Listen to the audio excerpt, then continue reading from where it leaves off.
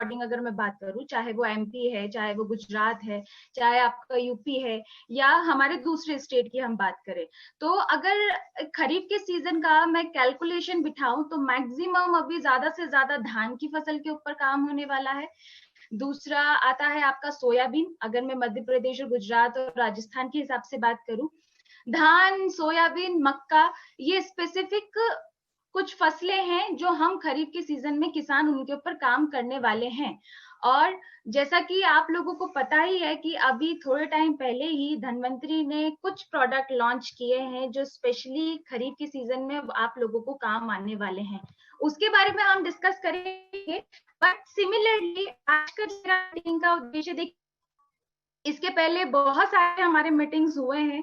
अगर मैं बात करूं, हमारे जो एग्रीकल्चर एक्सपर्ट, एग्रीकल्चर के जो गुरु हैं, चाहे वो सहाने सर हो, चाहे गुरुदत्ता सर हो, चाहे शालिनी मैम हो, तो ये लोग समय समय पे ऑलरेडी आप लोगों को इन्फॉर्मेशन देते रहते हैं। बट मेरा फोकस है क्यों ना आज हम हमारे धनवंतरी के सारे प्रोडक्ट्स को ब्रीफ में ही सही बट एटलीस्ट टेक्निकली थोड़ा सा समझें। क्योंकि देखिए अभी होता क्या है, बात करें अगर हम किसानों की, तो किसानों का मैं एक पॉइंट आपको बता दूं, किसान हमसे ज्यादा समझदार हैं। हम किसानों को सिखाने वाले कोई नहीं होते, क्योंकि वो दिन रात प्रैक्टिकली काम करके फील्ड में नॉलेज ले करके अपग्रेडेड हो रहे हैं और वो हमसे बेहतर काम करना जानते हैं। बट बात करें अगर हमारे डिस्ट्रीब्यूटर की, तो बट ऑब्वियसली आप लोगों के पास टेक्निकली नॉलेज नहीं होने के कारण आपके सपोर्ट के लिए हम लोग यहाँ पर बैठे। तो फर्क सिर्फ इतना है कि किसान को हमें कुछ सिखाना या बताना नहीं है, सिर्फ हम ये चाहते हैं कि जो पद्धति या जो तरीका किसान सालों से अपनाता आ रहा है, उस पद्धति में अगर कुछ परसेंट टेक्नोलॉजी धनवंतरी के माध्यम से ऐड हो जाती है, और मेरा यकीन मानिए उस प्लेटफॉर्म पे अगर किसान को 1 कुंटल 2 कुंटल का भी प्रॉफिट हो जाता है, तो वो किसान जिंदगी भर याद रखता है कि नहीं, किसी चीज के कारण उसको फायदा हुआ, क्योंकि किसान को छलने वाले मार्केट में बहुत लोग हैं। तो ये सबसे इम्पोर्टेंट फैक्टर है कि इस सब चरण में धनवंतरी अपना बहुत बड़ा रोल अदा कर रही है, वही मैं आप लोगों को इन्फॉर्मेशन दूंगी, पहली चीज। दूसरी इंपॉर्टेंट चीज, अभी देखिए इतने लंबे समय से हम लोग धनवंतरी में, मैं एक चीज ऑब्जर्व कर रही हूँ, डे बाय डे कुछ ना कुछ अपग्रेडेशन हो रहा है, चाहे वो प्रोडक्ट के हिसाब से हो, चाहे वो दूसरे किसी भी टर्म्स में अगर हम बात करें। बट हमारे चाहे डिस्ट्रीब्यूटर्स हैं, चाहे हमारे किसान हैं, कुछ लोगों के लिए अंडरस्टैंड करना थोड़ा सा डिफिकल्ट हो जाता है। फॉर एग्जाम्पल, अभी हम सब जानते हैं कि निमारिच और सिल्कोरिच ये 2 प्रोडक्ट हैं जो इंसेक्ट्स में या कीड़ों के ऊपर काम करते हैं। लेकिन कई लोगों को ये भी कंफ्यूजन होता है कि सिल्कोरिच हमें कहाँ देना है और निमारिच हमें कहाँ देना है, तो ये सबसे बड़ा कंफ्यूजन। दूसरी अगर बात करें, आरपीएस लिक्विड और ग्रैनुलर, ये 2 प्रोडक्ट थे जिससे कंपनी ने शुरुआत की थी, और ये बात मैं बहुत अच्छे से जानती हूँ। आप लोगों को आवाज आ रही है प्रॉपरली? अगर आवाज में कुछ डिस्टरबेंस हो तो प्लीज आप लोग मुझे क्लियर कीजिएगा। ओके, हाँ श्योर।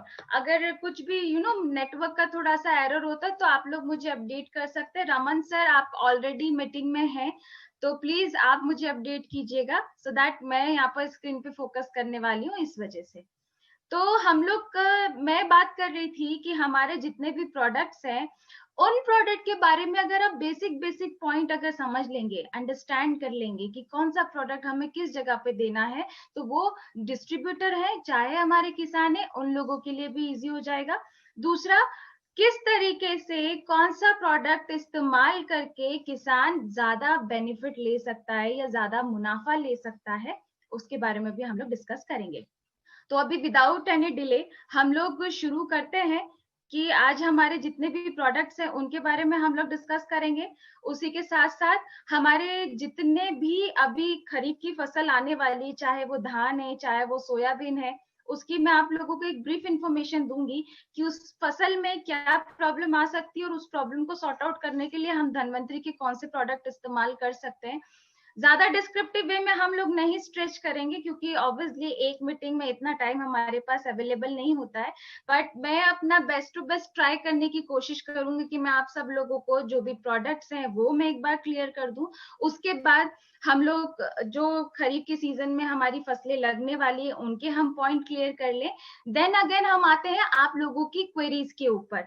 तो आप लोगों के मन में कुछ प्रश्न है, कुछ सवाल है, या आप लोग उसके कुछ समाधान चाहते हैं, तो उस क्वेरी को कैसे रिजॉल्व करना है सिमिलरली वो भी मैं आपके साथ डिस्कस करूंगी। तो रमन सर, आप वहां से स्क्रीन एक्सेस कर पा रहे हैं? तो मेरा अगर स्लाइड आप शेयर कर सकते हैं तो प्लीज कर दीजिए। अभी आपने बीच में भी स्टार्टअप किया था आई गेस, अदरवाइज हम लोग शुरू करते हैं। रमन सर, आपको मेरी आवाज आ रही है?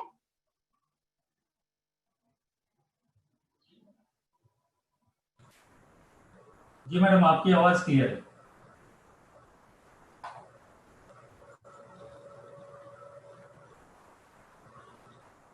आप लोगों को मेरा स्क्रीन दिखाई दे रहा है? स्क्रीन दिखाई दे रहा है? Okay, thank you so much. Anyway, अभी थोड़ा सा टेक्निकल प्रॉब्लम के कारण स्क्रीन शेयरिंग में इशू था, but we are come to the point. तो अभी विदाउट एनी डिले जिस इंफॉर्मेशन के लिए हम लोग गैदर हुए हैं हम लोग उसी के ऊपर डिस्कस करते हैं, क्योंकि ऑलरेडी हमारे पास टाइम निकल चुका है। हमको फटाफट प्रोडक्ट भी कंप्लीट करना है, फिर आपकी क्वेरी के ऊपर भी काम करना है। तो देखिए, मैं अभी आप लोगों को सबको यहाँ पे स्क्रीन शेयर हो रहा है। मैं भी फाइनली अपना पूरा कंप्लीटली पीपीटी के ऊपर फोकस करने वाली हूँ। अगर आप लोगों को कुछ भी नेटवर्क का एरर होता है या कुछ प्रॉब्लम आती है तो प्लीज मुझे अपडेट कीजिएगा, सो दैट मैं एक बार फिर से अगेन उसको चेक कर लूँ। तो देखिए, आप लोगों को स्क्रीन पे यहाँ पे दिखाई दे रहा है धन्वंतरी का जो प्लेटफॉर्म है, या इसको शुरू करने वाले जो हमारे महारथी हैं, जो हमारे त्रिमूर्ति हैं, इनसे हर कोई वाकिफ है। या मैं कहूं तो देखिए, अभी तक सब लोग जानते हैं कि हमने धन्वंतरी की शुरुआत आज से 11 साल पहले की थी, लेकिन एग्रीकल्चर फील्ड में या खेती में रिवोल्यूशन जो लेकर के धन्वंतरी आई है वो अनबिलीवेबल है। अभी मेरे देखिए, मैं अपनी अगर बात करूं तो मैंने पिछले कई साल अपना जो एक्सपीरियंस है एग्रीकल्चर फील्ड में दिया है, तो उसके बिहाफ पे अगर मैं बात करूं तो धन्वंतरी पहली ऐसी कंपनी है जो ऑर्गेनिक कैटेगरी में इतने मल्टीपल डिवीजन या मल्टीपल कैटेगरी हमको प्रोवाइड करती है, जो कि हम बाकी किसी से कंपैरिजन नहीं कर सकते। तो ऑब्वियसली इनको हम जितना थैंक यू बोले उतना कम है। अगेन आपको स्क्रीन पे दिखाई दे रहा होगा जय जवान जय किसान। अभी देखिए, ये जो चीज है ये सिर्फ बोलने भर तक सीमित नहीं है। मैं हर अपनी मीटिंग में जितना किसान को थैंक यू या जितना उनको धन्यवाद दूं उतना कम है। अभी का जो टाइम है या अभी के जो समय ने हमें सबसे बड़ी जो लेसन सिखाई है या जो सबसे बड़ा बात जो सिखाई है वो सिर्फ ये है कि इतनी पूरी सारी सिचुएशन में किसान ही एक ऐसा व्यक्ति था जो फ्रंट फुट पे खड़े होकर के हमारे लिए काम कर रहा था। तो और अभी एक और चीज समझिए, किसान को हर तरह की तकलीफ झेलनी पड़ती है, चाहे वो मौसम की हो, चाहे वो विपरीत परिस्थिति की हो, फसल में कुछ नुकसान हो जाए, उत्पादन उसको प्रॉपर नहीं मिले, या और दूसरे एक्सेट्रा हम अगर पॉइंट कैलकुलेट करके देखें, तो ऑफ कोर्स किसान को हम जितना थैंक यू बोले, जितना धन्यवाद बोले उतना काफी ही नहीं है। सिर्फ कहने भर के लिए वो हमारे अन्नदाता नहीं है, वाकई में किसान हमारा अन्नदाता ही है। किसान के बिना हम हमारी लाइफ इमेजिन नहीं कर सकते। तो चाहे हमारी फिजिकल मीटिंग हो, चाहे हमारी वर्चुअल मीटिंग हो, मैं तो किसानों को धन्यवाद देते देते नहीं थकती हूँ। तो ये हमें हमेशा ध्यान रखना ही है। अभी हम लोग सीधा जंप करते हैं हमारे प्रोडक्ट के ऊपर। तो देखिए, अभी आपको यहाँ पे स्क्रीन पे प्रोडक्ट की कैटेगरी दिखाई दे रही होगी। अभी कुछ लोगों को ये भी लगेगा कि मैंने यहाँ पे सीक्वेंस में 1 से लेकर के 13 तक के आपके प्रोडक्ट की कैटेगरी या रेंज मैंने यहाँ पर सिलेक्ट करके रखी है। ओके, अभी इसका मेरा यहाँ पे शेयर करने का जो मकसद था बेसिकली उन चाहे वो किसान है चाहे हमारा डिस्ट्रीब्यूटर है, थोड़ा सा अंडरस्टैंडिंग लेवल को डेवलप करने के लिए। देखिए, मैंने पहले भी कहा, अगेन मैं कहती हूँ, हमने शुरुआत की थी, आपको स्क्रीन पे दिखाई दे रहा होगा यहाँ पे 1 से लेकर के 13, ये 13 प्रोडक्ट मैंने मेंशन किए। अभी कंपनी ने एक और नया प्रोडक्ट लॉन्च किया है कैटेगरी शुगर केन के लिए, गन्ने के लिए, वो मैं इसमें मेंशन नहीं कर रही हूँ। शुगर केन की इंफॉर्मेशन हम लोग सेपरेटली डिस्कस करेंगे। आज का जो टॉपिक है हमारा पर्टिकुलर खरीफ की फसलों के लिए, इसलिए जितने भी बाकी की धनवंतरी के प्रोडक्ट हैं मैं वो आज आप लोगों से डिस्कस करने वाली हूँ। तो सबसे पहले नंबर पे देखिए, आपको दिख रहा होगा RPS granules and RPS liquid. हर व्यक्ति जानता है कि कंपनी ने सिर्फ 2 प्रोडक्ट से शुरुआत की थी। उसके बाद जितनी भी मल्टीपल रेंज है बाद में धीरे धीरे साइमल्टेनियसली ऐड होती गई, एडअप होता शुरू हो गया। पर लेकिन इन सब में जो सबसे बड़ा कंफ्यूजन है या सबसे बड़ी जो दिक्कत है समझने वाली, ये कि आज भी बहुत सारे लोगों को ये अंडरस्टैंड करना डिफिकल्ट हो जाता है कि कौन सा प्रोडक्ट हमें किस जगह पे और किस कैटेगरी में देना है। तो मैं आप लोगों को ज्यादा देखिए रॉकेट साइंस ना समझाते हुए एक ब्रीफ इंफॉर्मेशन देना चाहती हूँ कि आप लोगों के लिए थोड़ा सा अंडरस्टैंड करना हो जाए या इजी हो जाए कि हमारा कौन सा प्रोडक्ट कौन सी कैटेगरी के अंदर आता है या हम उसको किस तरीके से इस्तेमाल करते हैं। इसका हम लोग ब्रीफ डिस्कशन भी आगे हम एक्सप्लेन करूंगी मैं आपको सारी चीज, वो भी हम समझेंगे, बट एक शॉर्ट डिस्क्रिप्शन समझना भी बहुत जरूरी है। तो देखिए अगर हम बात करें आरपीएस लिक्विड या ग्रैनुलर की, तो ये मैंने आगे इसमें ब्रैकेट में लिखा हुआ है बायोस्टिमुलेंट या पीजीआर। मैं बिल्कुल सरल भाषा में अगर किसानों की भाषा में बात करूं तो बायोस्टिमुलेंट क्या, जो किसी भी पौधे के लिए या किसी भी फसल के लिए टॉनिक की तरह काम करते हैं, उनको एनर्जी बूस्ट अप देते हैं, टॉनिक कहलाएगा वो। तो ये उन कैटेगरी के अंदर आ जाता है। तीसरे नंबर पे आपको दिखाई दे रहा होगा, यहाँ पर मेंशन है बैक्टोरिज। बैक्टोरिज बेसिकली हमने जितने भी हमारे बैक्टीरिया की रेंज है जिनको हम माइक्रो न्यूट्रिएंट्स भी कहते हैं, उनकी एक कैटेगरी को एक जगह पे कलेक्ट करके एक बॉक्स में प्रोवाइड करते हैं जिसका नाम हमने दिया बैक्टोरिज। अभी बात करें फोर्थ नंबर पे है सॉइल गार्ड। तो सॉइल गार्ड जो है वो फंगिसाइड की कैटेगरी में है, मतलब जितने भी कवक जीवी जो रोग हैं जो जड़ से पनपते हैं या फंगस के कारण जो रोग आपको फसल के अंदर देखने को मिलते हैं, उस प्रॉब्लम के लिए हम लोग सॉइल गार्ड रिकमेंड करते हैं। फिर बात करते हैं 5वें नंबर पे और 6ठे नंबर पे, तो यहाँ पे मेंशन है इम्यूनोरिच और सिल्कोरिच। तो ये दोनों ही प्रोडक्ट बायो इंसेक्टिसाइड या बायो पेस्टिसाइड की कैटेगरी में आते हैं। बायो इंसेक्टिसाइड एज इन जिसके अंदर किसी प्रकार की केमिकल का इस्तेमाल नहीं हो रहा है, लेकिन वो कीड़ों को खत्म करने का काम कर रहे हैं।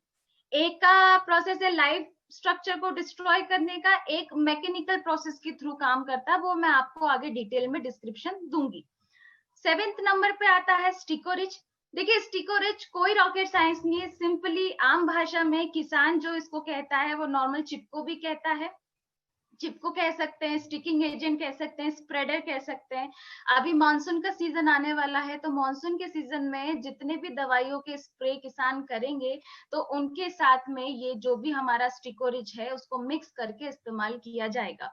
डिटेल में अभी हम आगे डिस्कस करेंगे।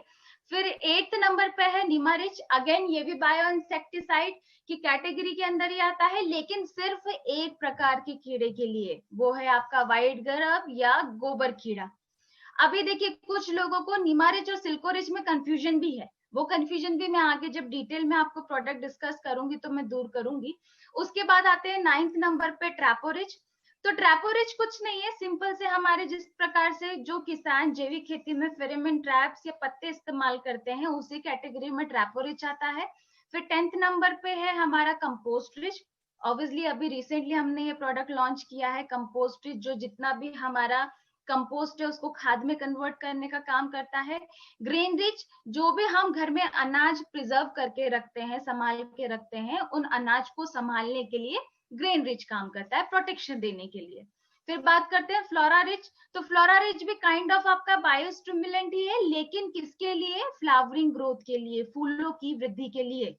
फिर 13 नंबर पे आता है बीजो रिच। बीजो रिच अगेन बीज उपचार की या सीड ट्रीटमेंट की प्रक्रिया के लिए सबसे इंपॉर्टेंट प्रोडक्ट है, लेकिन इसके अंदर हमने कंटेंट कौन से इस्तेमाल किए? कंप्लीटली बैक्टीरिया, जीवाणु। अभी इन्हीं सारे प्रोडक्ट को हम लोग आगे डिस्क्रिप्टिव वे में डिस्कस करेंगे। तो देखिए अभी आपको स्क्रीन पे सभी को दिखाई दे रहा होगा, यहाँ पे आपको आरपीएस लिक्विड शो कर रहा है। अभी मैं बात करूं आरपीएस की, तो देखिए मैं कंपनी में बहुत लंबे अरसे से नहीं आई हूँ, मैं बहुत रिसेंटली अभी कंपनी में जुड़ी हूँ, लेकिन मैंने एक चीज नोटिस की है, आज अगर आप किसी भी छोटे से गांव में चले जाइए, किसी भी छोटे से कस्बे में चले जाइए, किसी भी एरिया में जाइए, आरपीएस ऐसा हो ही नहीं सकता कि कोई किसान ये बोले कि हमने उसका नाम नहीं सुना या हम नहीं जानते। हर एक एरिया में कहीं ना कहीं किसी ना किसी किसान ने, चाहे वो लिक्विड हो चाहे वो ग्रैनुलर हो, उसका इस्तेमाल किया ही है।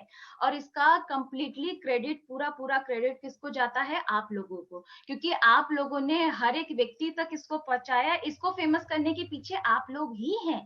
बट मैं एक चीज को लेकर के हमेशा वंडरिंग रहती हूँ कि कुछ लोग बोलते हैं कि आरपीएस के रिजल्ट एकदम अनबिलीवेबल है, मतलब एकदम अफलातून रिजल्ट जिसका हम अंदाजा भी नहीं लगा सकते। कुछ किसान बोलते हैं कि मैडम हमने कुछ भी इस्तेमाल नहीं किया, सिर्फ आरपीएस इस्तेमाल किया, हमको रिजल्ट मिल गया। कुछ लोगों का कहना ये भी है कि हमने आरपीएस इस्तेमाल किया लेकिन जैसा हम एक्सपेक्ट कर रहे थे वैसा हमको रिजल्ट नहीं मिला।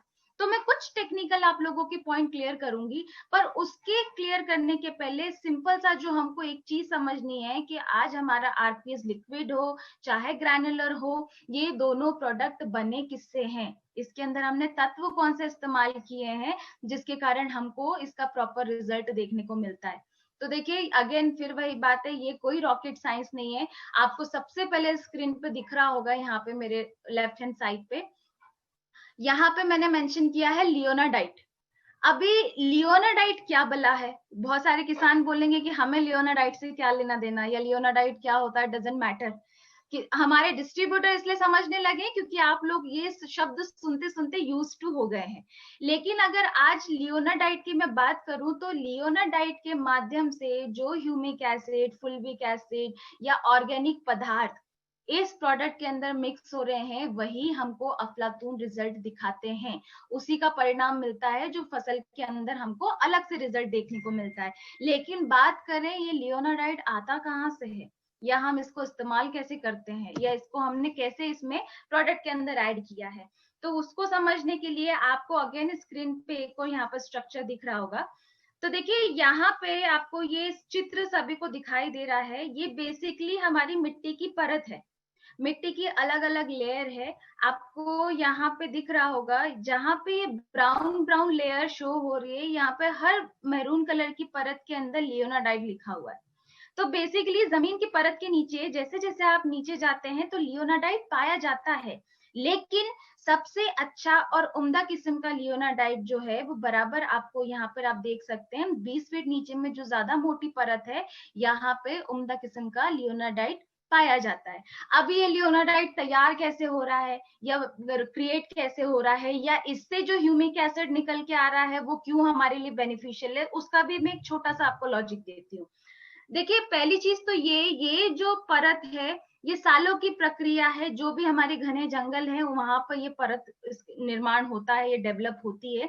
दूसरी इंपॉर्टेंट चीज, ये उस मिट्टी में डेवलप होती है जहां पे किसी प्रकार के केमिकल रसायन का इस्तेमाल नहीं होता। अभी किसान कोई भी जंगलों में जाकर के तो केमिकल छिड़काव नहीं करेगा ना। दूसरी इंपॉर्टेंट चीज, जंगलों में जीव जंतु भी होंगे और हमारे छोटे छोटे जो भी है पेड़ पौधे भी होंगे।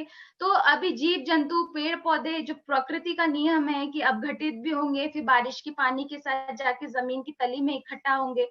तो ये जितना भी मटेरियल है बारिश के पानी के साथ जाके जो तली में बराबर 20 फीट नीचे कलेक्ट होता है, यही अर्क को, इस पूरे मटेरियल को, अर्क को हम लोग ह्यूमस कहते हैं। और इसी ह्यूमस में सबसे उम्दा किस्म का ह्यूमिक एसिड, फुल्विक एसिड और ये सारे प्रोडक्ट, ये जो भी हमारे कंटेंट है वो पाए जाते हैं।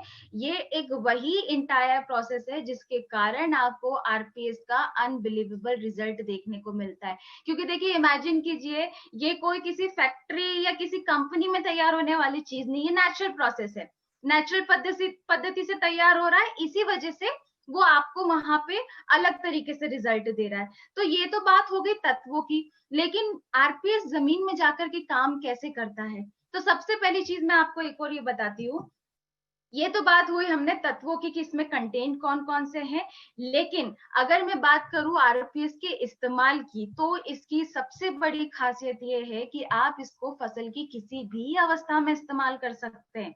चाहे बीज उपचार हो, चाहे आपको बीज उपचार के बाद स्प्रे में इस्तेमाल करना हो, चाहे आप इरिगेशन या ड्रिप के माध्यम से, सिंचाई के माध्यम से आप इसको इस्तेमाल करना चाहे, मतलब आप किसी भी अवस्था में इसको फसल में दे सकते हैं। सबसे जरूरी बात, बीज उपचार किसी भी फसल की सबसे पहली सीढ़ी होती है, सबसे जरूरी कदम होता है। तो वहां पे आपको अगर अच्छे रिजल्ट आप चाहते हैं तो बीज उपचार में हमको रिकमेंड करना ही करना है।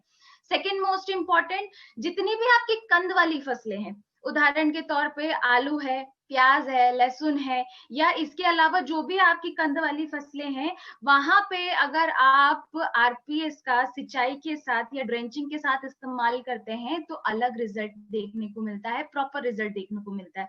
मैं प्रैक्टिकली फैक्ट के ऊपर बात कर रही हूँ।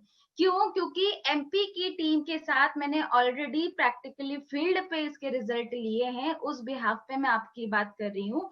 क्योंकि देखिए, चाहे कोई सी भी फसल हो, ऊपरी अगर मैं पौधे की बात करूं तो पौधे से ज्यादा कोई सी भी फसल, जितने भी तत्व हैं वो जमीन से उठाने का काम करती है। जमीन से उसको ज्यादा तत्व मिलेंगे तो उसका रिजल्ट आपको अलग देखने को मिलेगा, पहली चीज। दूसरी चीज, मैंने आपको बोला कि आप इसको हर स्टेज में इस्तेमाल कर सकते हैं, लेकिन हर स्टेज में इस्तेमाल करने का इसका अपना ही अलग फायदा है। उदाहरण के तौर पे बीज उपचार करेंगे तो अंकुरण क्षमता बढ़ेगी। उसके बाद अगर आप इसको सिंचाई के साथ इस्तेमाल करेंगे या सीधा जमीन के अंदर देंगे तो मिट्टी के अंदर जाने के बाद ये क्या करेगा, जीवाणुओं की संख्या को बढ़ाएगा। एक चीज पे ध्यान रखिएगा, चाहे कोई भी किसान जैविक खेती करे, चाहे वो रासायनिक खेती करे, इस पूरी इंटायर प्रोसेस में बैक्टीरिया, जीवाणु, सूक्ष्म जीव, इन सब का बहुत इंपॉर्टेंट रोल है।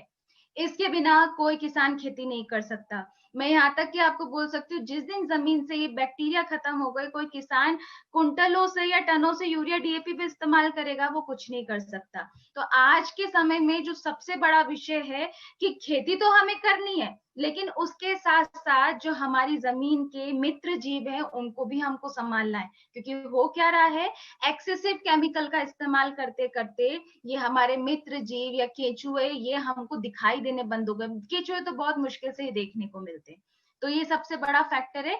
लेकिन सिंचाई में अगर आप आरपीएस का इस्तेमाल करोगे, सबसे इंपॉर्टेंट क्या करेगा, ये जमीन में जाकर के जीवाणुओं की संख्या को बढ़ाएगा।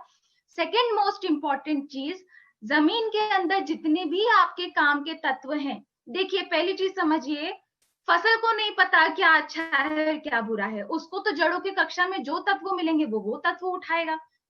लेकिन अगर आप ये समझिए कि जमीन के अंदर कुछ ऐसा तत्व जाता है जो हानिकारक तत्वों को जड़ों की कक्षा से दूर भेज दे, और जितने भी काम के तत्व हैं सिर्फ वो जड़ की कक्षा में रहें, तो वही आपकी फसल में निकल के आएंगे। तो ये सबसे इंपॉर्टेंट रोल है आरपीएस लिक्विड का। जितने भी काम के तत्व हैं उनको जड़ों की कक्षा में रखेगा, खराब वेस्ट मटेरियल को जड़ों की कक्षा से दूर भेज देगा। And third most important is, धीरे धीरे आपकी जमीन की कंडीशन को सुधारने का काम करेगा। जो सालों पहले आपकी जमीन हुआ करती थी उस कंडीशन पे ये आपकी जमीन को लेकर के आएगा। तो ये तो था सिंचाई के माध्यम से। अब बात करते हैं स्प्रे के लिए। तो देखिए, बहुत जगह पे अभी किसान क्या करते हैं, अभी चाहे हमारा इंसेक्टिसाइड हो, चाहे कीड़ों को मारने की किसी भी प्रकार की दवाई हो, हम इसमें हार्श से हार्श केमिकल का इस्तेमाल करते हैं। अब उस कंडीशन में क्या होता है, वो केमिकल का कहीं ना कहीं आपके पौधे के ऊपर भी तो स्ट्रेस आता है। एक तरीके से स्ट्रेस ही है, चाहे वो प्राकृतिक स्ट्रेस हो, चाहे वो किसी भी प्रकार की दवाई का हो। कई बार किसान आपको बोलेंगे भी कि हमने ये दवाई का छिड़काव किया जिसका दुष्परिणाम की फसल जल गई या खराब हो गई। उस स्थिति में अगर हम उसी पर्टिकुलर दवाई के साथ आरपीएस मिक्स करके उसका छिड़काव करते हैं तो आरपीएस फसल के तनाव को भी दूर करने का काम करता है। पहला पॉइंट। दूसरा इंपॉर्टेंट पॉइंट, किसी भी फसल की वेजिटेटिव ग्रोथ। देखिए, जड़ के विकास के बाद जो ऊपर की जो ग्रोथ है, चाहे वो पत्ते, तने, शाखाओं का विकास हो, फूलों का विकास हो, फलों का विकास हो, फिर फलों का पकना हो, ये सारी स्टेज में हर एक पौधा अपने शरीर से हार्मोन्स रिलीज करता है और उस हार्मोन को स्टिमुलेट करने का, बढ़ावा देने का काम ही आरपीएस करेगा। मतलब अल्टीमेटली ये किसी भी फसल की वेजिटेटिव ग्रोथ को और बूस्ट करेगा। कुछ लोग कहते भी हैं कि हमने इसको छिड़काव में इस्तेमाल किया है, एक खेत में नॉर्मल रिजल्ट है, लेकिन जहां छिड़काव में इस्तेमाल किया वहां पर एकदम से पत्तों के ऊपर हमको हरियाली देखने को मिलती है। जिस प्रकार से यूरिया इस्तेमाल करता है किसान, आज यूरिया डाला, 2 दिन बाद फसल के ऊपर हरापन दिख गया, किसान खुश कि यूरिया ने अपना रिजल्ट दे दिया। सिमिलरली वही प्रोसेस बिना यूरिया के भी आरपीएस अपना काम कर देता है। क्यों? वेजिटेटिव ग्रोथ को बढ़ाने का काम करता है। तो ये इंपॉर्टेंट इसके बेनिफिट थे। अभी मैं बात करती हूँ डोजेज एंड रिकमेंडेशन के लिए कि कहाँ पे कितनी मात्रा में आपको इसको इस्तेमाल करना है। तो देखिए, अगर हम बात करें कि बीज उपचार की प्रक्रिया में आरपीएस का इस्तेमाल कर रहे हैं, तो 3 से 5 ml मात्रा हमको प्रति किलो बीज के लिए इस्तेमाल करनी है बीज उपचार में। उसके बाद अगर हम छिड़काव में इस्तेमाल कर रहे हैं, स्प्रे में इस्तेमाल कर रहे हैं, तो 15 लीटर का पंप, कई जगह पे 20 या 25 लीटर का पंप भी इस्तेमाल होता है। तो आपको सीधा सा कि अगर 15 लीटर का पंप आप इस्तेमाल कर रहे हैं तो उसमें 30 से 50 ml तक का आप डोज रख सकते हैं आरपीएस लिक्विड का। अब बात करते हैं सिंचाई की, ड्रेंचिंग की, चाहे वो ड्रिप इरिगेशन हो, फ्लड इरिगेशन हो, खुले पानी के साथ सिंचाई के साथ आप देना चाहते हैं, जहां ड्रिप लगी है वहां देना चाहते हैं, तो यहाँ पे सब जगह पे आपको क्या करना है, प्रति एकड़ में 1 लीटर का डोज हमें देना ही देना है फॉर बेटर रिजल्ट। तो ये आपका आरपीएस लिक्विड था। अभी बात करते हैं हम ग्रैनुल के ऊपर। तो देखिए, अगेन जो लियोनाडाइट हमने लिक्विड में लिया है वही सिमिलर आपका जो लियोनाडाइट है वो हमारे दानेदार में भी है। अभी एक छोटा सा डिफरेंस मैं आपको बताती हूँ। यहाँ पे आपको स्क्रीन पे 2 पैकेट की पैकिंग दिख रहा होगा। एक सबसे ऊपर में ये हमारा ओल्ड पैकिंग है and second one is new packing. ये दोनों पैकिंग में जो डिफरेंस है वो हम उसके बारे में आज डिस्कस करेंगे।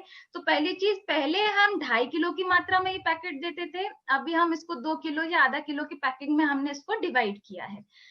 तो अभी इसको जो चेंज करने का जो सबसे बड़ा कारण है, वो कारण क्या है वो मैं आपको बताती हूँ। तो देखिए, हमारे पास पहले चाहे हम आरपीएस लिक्विड और ग्रैनुलर के अलावा जो प्रोडक्ट रेंज की बात करें, तो हमारे पास एक और प्रोडक्ट भी एड अप था जिसका नाम था राइजोरिच। राइजोरिच क्या, जिसके अंदर हम लोग जो मित्र फंगस इस्तेमाल करते थे, माइकोराइजा। तो अभी हमने क्या किया, कंपनी ने क्या किया, for better result, for betterment, हमने नए वाले पैकेट के अंदर वही राइजोरिच प्रोडक्ट को एडअप कर दिया है। एडअप करने का सबसे बड़ा कारण क्या, ताकि किसानों को और बेहतर रिजल्ट मिले। अभी देखिए, माइकोराइजा क्या रिजल्ट दिखाता है या उसका बेनिफिट क्या होता है वो भी एक बात समझ लेते हैं। तो बेसिकली माइकोराइजा आपके पौधों की जड़ के ऊपर प्राकृतिक रूप से पाए जाने वाला तत्व है, मित्र फंगस होता है, जो जमीन के अंदर असली ट्रांसपोर्टेशन का, जड़ को सुरक्षा देने का काम करेगा। अगेन वही बात, किसी भी लैब या फैक्ट्री में तैयार होने वाली प्रोसेस नहीं है। अभी ये क्या करेगा, ये जमीन में जाकर के और ज्यादा बेटर रिजल्ट देने का काम करता है। इसलिए कंपनी ने क्या किया, मात्रा को कम करके उसकी क्वालिटी को इम्प्रूव किया, सो दैट किसान को इसका और बेहतर रिजल्ट मिल सके। अभी हम बात करें इसकी डोजेस की, तो अभी 2 किलो का जो पैकेट है, आपको 2 पैकेट प्रति एकड़ में इस्तेमाल करने, मतलब 4 से 7 या 8 किलो मात्रा भी आप दे सकते हैं, डिपेंड करता है फसल के ऊपर भी। देखिए, जहां पे अगर वेजिटेबल क्रॉप का एरिया है वहां पे कुछ लोग इसकी मात्रा ज्यादा भी इस्तेमाल करते हैं, लेकिन कुछ जगह पे जहां पे किसान मिला जुला जैविक, मतलब कुछ प्रतिशत यूरिया डीएपी की मात्रा इस्तेमाल कर रहे हैं, कुछ प्रतिशत ऑर्गेनिक की मात्रा इस्तेमाल कर रहे हैं, तो वहां पर आप 2 से 4 किलो मात्रा प्रति एकड़ आपको देना ही देना है फॉर बेटर रिजल्ट। तो ये आपका दानेदार है। उसके बाद बात करते हैं कि दानेदार के फायदे क्या हैं, वो भी समझते हैं। तो देखिए, सबसे इंपॉर्टेंट है कि ये आपकी जमीन के पीएच लेवल को सुधारने का काम करता है। देखिए, पीएच लेवल क्यों इंपॉर्टेंट है वो समझना भी जरूरी है। हर फसल का अपना अपना अलग पीएच लेवल मेंटेन करना जरूरी है। देखिए, चाहे वो फल सब्जी हो, चाहे वो अनाज हो, हर फसल के लिए जमीन का पीएच लेवल अलग मायने रखता है या वो अलग तरीके से कैलकुलेशन होता है। लेकिन अभी फसल को तो अंदाजा नहीं है ना कि मुझे कब अपना पीएच फ्लक्चुएट करना है। दूसरी चीज, कहीं पे अगर पानी की दिक्कत है या कहीं पे बहुत ज्यादा क्षारीय या बहुत ज्यादा अम्लीय पानी है तो उसकी भी दिक्कत होती है। अभी पीएच गड़बड़ का सबसे बड़ा कारण क्या है वो समझते हैं।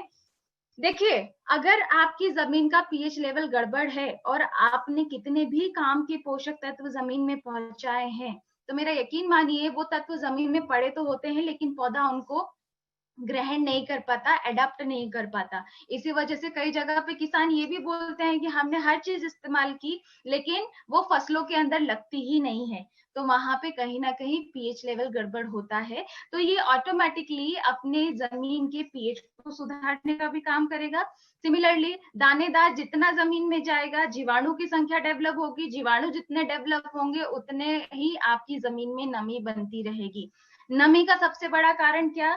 देखिए, नमी बनेगी तो प्रॉपर तरीके से हवा, पानी, प्रकाश पूरी तरीके से जड़ों के अंदर जाएगा, गहराई में जाएगा, जड़ें अच्छी तरीके से डेवलप होंगी। जड़ें ज्यादा अच्छे तरीके से डेवलप होंगी तो जमीन के अंदर पानी धारण क्षमता, वाटर होल्डिंग कैपेसिटी डेवलप होगी, जिसका रिजल्ट हमको पौधों के ऊपर देखने को मिलता है। फिर उसके बाद बात करें, मैंने अगेन आपको रिपीट कर दिया है, सूक्ष्म जैविक तत्व मतलब जितने भी काम के हमारे जीवाणु हैं उनका भी डे बाय डे बेटरमेंट करने का ये दानेदार काम करेगा। तो ये अभी आपका यहाँ पे दानेदार खत्म होता है। अभी हम बात करते हैं सॉइल गार्ड के ऊपर। तो देखिए, सॉइल गार्ड मैंने आपको जैसा कि कैटेगरी बताई थी, सॉइल गार्ड हमारा बेसिकली फंगीसाइड की श्रेणी के अंदर आता है। फंगीसाइड, फफूंदीनाशक। सबसे पहली चीज तो समझना ये जरूरी है, तो भी फंगल इन्फेक्शन है या किसी भी प्रकार की मृदा जनित रोग है फंगस के या कवक के, उसका परिणाम हमको फसल के ऊपर लंबे समय तक देखने को मिलता है। तो सबसे बढ़िया काम होता है क्या, कि आप शुरुआत से ही अगर मिट्टी को उपचारित कर दें तो आपको प्रॉपर तरीके से रिजल्ट देखने को मिलता है। अभी कुछ जगह पे कुछ लोग केमिकल कंटेंट का भी इस्तेमाल करते हैं, ये ज्यादा से ज्यादा जिन किसानों में अवेयरनेस आती जा रही है। तो फंगस को खत्म करने के लिए वो मित्र फंगस जैसे कि ट्राइकोडर्मा, सुडोमोनास, इनका भी इस्तेमाल करते हैं बीज उपचार के वक्त भी। और सबसे ज्यादा तो ट्राइकोडर्मा या सुडोमोनास का जो इस्तेमाल है वो बीज उपचार के वक्त ही किया जाता है। तो अभी मैं बात करूं अगर सॉइल गार्ड की, हमने इस गार्ड को बेसिकली जितने भी आपके मृदा जनित रोग हैं उनको खत्म करने के लिए ही बनाया है। इसमें फंगस को दूर करने के लिए तत्व हैं ट्राइकोडर्मा, सुडोमोनास। फिर बात करते हैं हम पेसिलोमाइसिन, मतलब आपकी जमीन में जितने भी निमाटोड या कह लीजिए आम भाषा में जिसको हम कहते हैं पौधों का कैंसर, पौधों की जड़ों में जो गिठाने हो जाती है जिसे हम निमाटोड कहते हैं, उस प्रॉब्लम को खत्म करने का काम करता है पेसिलोमाइसिन, वो हमने इसके अंदर ऐड किया है। फिर इसमें कुछ भाग हमने मेटाराइजम का भी रखा है। देखिए, मेटाराइजम की खासियत होती है जितने भी आपकी जमीन में सूक्ष्म जीव है, चाहे वो आपके दीमक है या आपके माहू कीट है, ये बेसिकली जड़ को कतरने का काम करते हैं। तो मेटाराइजम ये छोटे छोटे कीड़े जो जमीन में नुकसान पहुंचाएंगे उनको भी खत्म करने का काम करेगा, लेकिन जो आपका व्हाइट ग्रब है या गोबर कीड़ा है उसके ऊपर ये काम नहीं करेगा। मेक श्योर रखिएगा वहां पर ये काम नहीं करेगा। तो इस प्रकार से हमने ये 4 तत्वों से मिलकर के सॉइल गार्ड बनाया है। सबसे अच्छी चीज है कि अगर आप किसी फसल में फंगल इन्फेक्शन नहीं देखना चाहते, उदाहरण के तौर पे अभी सोयाबीन, मूंगफली या जितने भी अभी हमारी मानसून की फसलों में फंगल इन्फेक्शन हमको देखने को मिलता है, अगर आप शुरुआत में ही बीज को फंगीसाइड से उपचारित कर देते हैं तो प्रॉब्लम काफी हद तक रिजॉल्व हो जाती है। अगर आप उस समय नहीं दे पाए हैं तो आप इसको सीधा सिंचाई के साथ जमीन में इरिगेशन भी कर सकते हैं, वहां पे भी आप इसको इस्तेमाल कर सकते हैं। तो अभी इसके डोजेस क्या है वो भी समझ लीजिए। अगर आप बीज उपचारित कर रहे हैं तो 5 से 10 ml मात्रा प्रति एकड़ बीज के लिए आपको रखनी है। अगर आप इसको सीधे जमीन में सिंचाई के पानी के साथ दे रहे हैं तो आधा लीटर मात्रा प्रति एकड़ के लिए विल बी इनफ, इतना आपका काम हो जाएगा उसमें। तो ये सॉइल गार्ड का इंपॉर्टेंट फैक्टर है। अभी एक और इम्पोर्टेंट चीज समझिएगा, सॉइल गार्ड को कभी भी स्प्रे में रिकमेंड नहीं करना है। कई जगह पे ये मिस्टेक हुई भी है जब से हमने ये प्रोडक्ट लॉन्च किया है कि इसको कुछ जगह पे लोग स्प्रे में भी इस्तेमाल कर लेते हैं।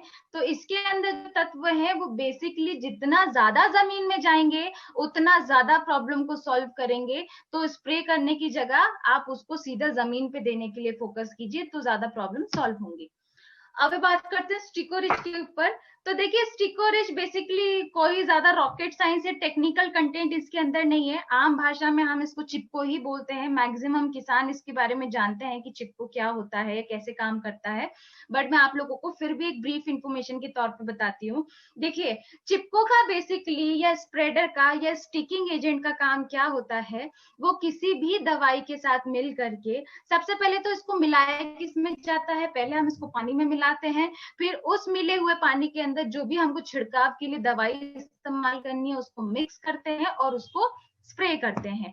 इसके फंक्शन क्या है काम करने के, ये किसी भी दवाई को पत्ते के ऊपर, फसल के ऊपर प्रॉपर तरीके से फैलाने का काम करेगा, स्प्रेडिंग का काम करेगा, साथ ही साथ पेनिट्रेट करने का, पेनिट्रेशन का काम करेगा, उसके अंदर प्रॉपर को समाहित करने का काम करेगा। ऑल एंड सॉल अगर मैं आपको सरल भाषा में समझाऊं तो किसी भी दवाई के असर को थोड़ा सा और इम्प्रूवमेंट देने के लिए चिपको बहुत अच्छी तरीके से काम करता है, स्पेशली मानसून के सीजन में। उदाहरण के तौर पे अभी मानसून की फसलों में किसान बहुत सारी चीजों का इस्तेमाल करेगा, छिड़काव में दवाई का भी इस्तेमाल करेगा। उसने दवाई का स्प्रे किया, बारिश का पानी गया, दवाई वेस्ट हो गई, किसी काम की नहीं। अभी ऐसी स्थिति में अगर वो इसी को चिपको के साथ उसको दवाई को मिक्स करेगा तो क्या ज्यादा लंबे समय तक फसल के ऊपर दवाई को चिपकाने का काम करेगी, मतलब संतुलित मात्रा को प्रॉपर जगह पे पहुंचाने का काम चिपको करेगा। ये तो थे इसके फंक्शन ऑफ एरिया। अभी बात करते हैं मात्रा की। तो देखिए मैंने स्क्रीन पे डोजेस 0.25 ml। कुछ लोगों को कंफ्यूजन ये भी होता है कि 15 लीटर के पंप में अगर हमको उसको मिक्स करना है तो कैसे करें, कैसे इस्तेमाल करें। और इजी समझना हो तो इसका देखिए 50 ml की सिंपल सी बॉटल आती है, 200 लीटर पानी के साथ आप इस 50 ml बॉटल को मिक्स कर लीजिए। फिर वो 200 लीटर पानी में से जितना भी पानी हमको स्प्रे में इस्तेमाल करना है हम सिमिलरली कर सकते हैं। तो ये हमारा स्टिकोरिज यहाँ पे वाइंड अप होता है। अभी बात करते हैं हम बैक्टोरिज के ऊपर। देखिए बैक्टोरिज अभी तक के धन्वंतरी की जितनी भी प्रोडक्ट रेंज है, इन सारी प्रोडक्ट रेंज में से one of the favourite product की कैटेगरी में आता है मेरी। मैं अपनी इंडिविजुअली बात करती हूँ। क्यों? क्योंकि हम बात कर रहे हैं किसान को फायदा पहुंचाने की। हम बोलते हैं किसान अगर थोड़ी सी टेक्नोलॉजी या थोड़ी सी प्रोसेस के अंदर सुधार कर ले तो वो अपना उत्पादन बढ़ा सकता है। देखिए किसान वैसे भी बहुत खर्चा करता है, लेकिन अगर आप वो खर्चा सही जगह पे करें तो आपको उसके बेटर रिजल्ट मिल सकते हैं। लेकिन ये बैक्टीरिया है क्या, या बैक्टीरिया काम कैसे करते हैं, या किस तरीके से ये काम करेंगे, इनका मेन इंपॉर्टेंस क्या है, वो मैं आज आप लोगों को सरल भाषा में समझाने की कोशिश करूंगी। बट उसके पहले आप लोगों को यहाँ पे स्क्रीन पे देख लीजिए, हमने जो बैक्टीरिया जो बनाया है, सिंपल सा आपको यहाँ पर ये किट दिखाई दे रहा है।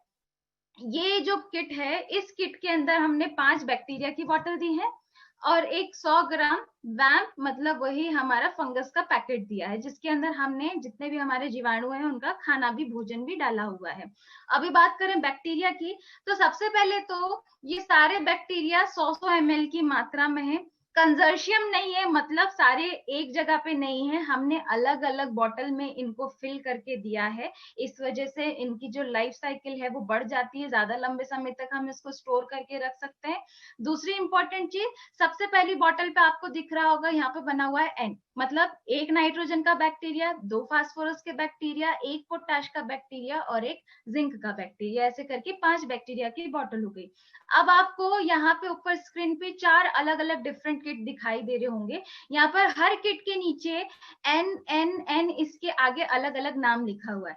उसका मतलब क्या है वो समझ लेते हैं। तो देखिए एन मतलब नाइट्रोजन। अभी नाइट्रोजन का बैक्टीरिया हर फसल के अनुरूप अलग होता है। जैसे मैं फल सब्जियों की बात करूं तो उसके लिए एजिटोबैक्टर काम आता है। अगर मैं बात करूं हमारे शुगर केन के लिए या हमारे इसके लिए जितनी भी दलहन तिलहन वाली फसलें हैं उनके लिए, तो इनके लिए एसिडोबैक्टर या राइजोबियम इस प्रकार का बैक्टीरिया काम आता है। तो हमने क्या किया, बेसिकली जिस फसल के लिए जो नाइट्रोजन का बैक्टीरिया जरूरी है, उदाहरण के तौर पे पहला आप चित्र देखिए, फ्रूट एंड वेजिटेबल के लिए नाइट्रोजन का एजिटोबैक्टर है, वो एक लिया, बाकी के चारों की चारों बॉटल सिमिलर। मतलब सिंपल सा लॉजिक है, हर पैकेट के अंदर सिर्फ नाइट्रोजन का बैक्टीरिया चेंज हुआ है, बाकी के सारे बैक्टीरिया एज इट इज हैं, सिमिलर हैं। वही इसके साथ वैम का पैकेट भी है। ये तो बात होगी बैक्टीरिया की। अभी ये फंक्शन कैसे करेंगे, काम कैसे करेंगे, वो समझना जरूरी है।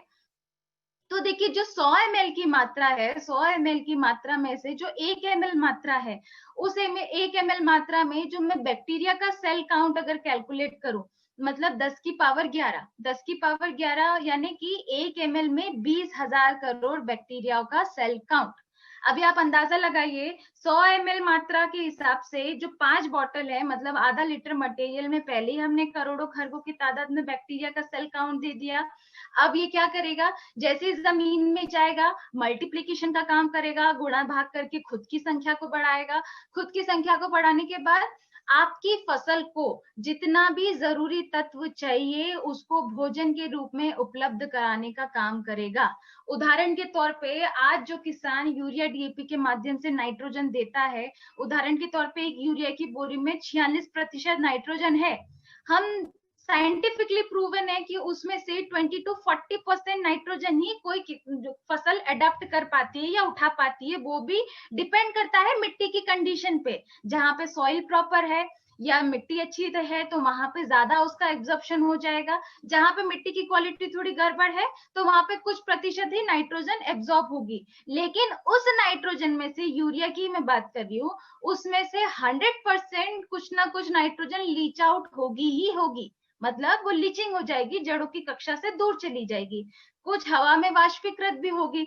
अब ऐसी स्थिति में अगर आपकी फसल के लिए उदाहरण के तौर पे नाइट्रोजन अगर कम कर पड़ने वाली है और आपकी जमीन में नाइट्रोजन को फिक्स करने वाला या स्थिरीकरण करने वाला जीवाणु है या बैक्टीरिया है, तो वो क्या करेगा, वो हवा से नाइट्रोजन कलेक्ट करके, जमीन से कलेक्ट करके आपकी फसल को भोजन के रूप में प्रोवाइड करेगा। क्योंकि अगर हम बात करें सिर्फ नाइट्रोजन की, तो हमारे पूरे हवा में, एटमॉस्फेयर में 78% भाग नाइट्रोजन का ही है। मतलब वो जो भी प्राकृतिक कंटेंट है वहीं से एब्जॉर्ब करके फसल को मुहैया कराएगा। तो उसका जो रिजल्ट है वो अलग देखने को मिलता है। तो यहीं पे सबसे बड़ा जो मेजर पॉइंट है कि बैक्टोरेज के साथ जो हम हमारे बाकी के खादों की मात्रा को कम कर रहे हैं। उदाहरण के तौर पे अगर कोई किसान 100 किलो इस्तेमाल कर रहा था तो उसमें से कम मिनिमम 30 से 40 किलो तो बर्बाद ही होता है। ये मैं आपको नॉर्मल एवरेज फिगर बता रही हूँ, इससे ज्यादा भी बर्बाद होता है। लेकिन अगर उसी जगह पे किसान ने वो खाद की मात्रा को कम करके अगर जीवाणु या मित्र जीव बैक्टीरिया अपनी जमीन में पहुंचाए होते तो वो कम मात्रा भी संतुलित जगह पे पहुंचती। इसलिए मैं आपको बार बार एक ही चीज समझाने के ऊपर फोकस कर रही हूँ कि बैक्टीरिया क्यों इंपॉर्टेंट है, इसका रिजल्ट अलग क्यों देखने को मिलता है। तो इसीलिए अगर हम बात करें उत्पादन बढ़ाने के लिए या किसान के बेनिफिट के लिए, तो उसमें डेफिनेटली बैक्टीरिया बहुत अपना अलग रोल प्ले करता है। ये एक जो किट है हमको 1 एकड़ के एरिया के लिए ही सिर्फ इस्तेमाल करना है। 1 एकड़ के एरिया में कैसे इस्तेमाल होगा, उदाहरण के तौर पे बीज उपचार की प्रक्रिया सबसे ज्यादा इंपॉर्टेंट है। एक चीज ध्यान रखिएगा, जो कोई भी व्यक्ति वाकई में अगर अपनी फसल में अनबिलीवेबल रिजल्ट चाहता है तो बीज उपचार की प्रक्रिया में उसको बैक्टीरिया पे फोकस करना ही पड़ेगा। हर बॉटल में से थोड़ी थोड़ी मात्रा निकाल करके आरपीएस को मिक्स करके पहले हमको बीज उपचार करना है। फिर बचे हुए किट को हमको, जो भी हम फसल की बोनी कर देते हैं, बोनी के तुरंत बाद जैसे ही हम लोग फर्स्ट इरिगेशन करते हैं, हमको सिंचाई के पानी के साथ बचा हुआ रिमेनिंग किट इस्तेमाल कर लेना है। तो यहाँ पे हमारा बैक्टीरिया वाइंड अप होता है। अभी हम बात करते हैं फ्लोरा रिच के ऊपर।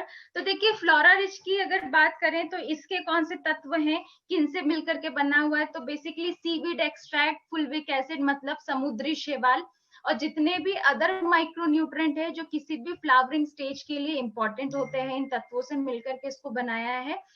अभी बात करते हैं कि कौन सी फसलों के लिए सबसे ज्यादा जरूरी है, कौन सी स्टेज में इसका देना हमारे लिए बेनिफिशियल होता है।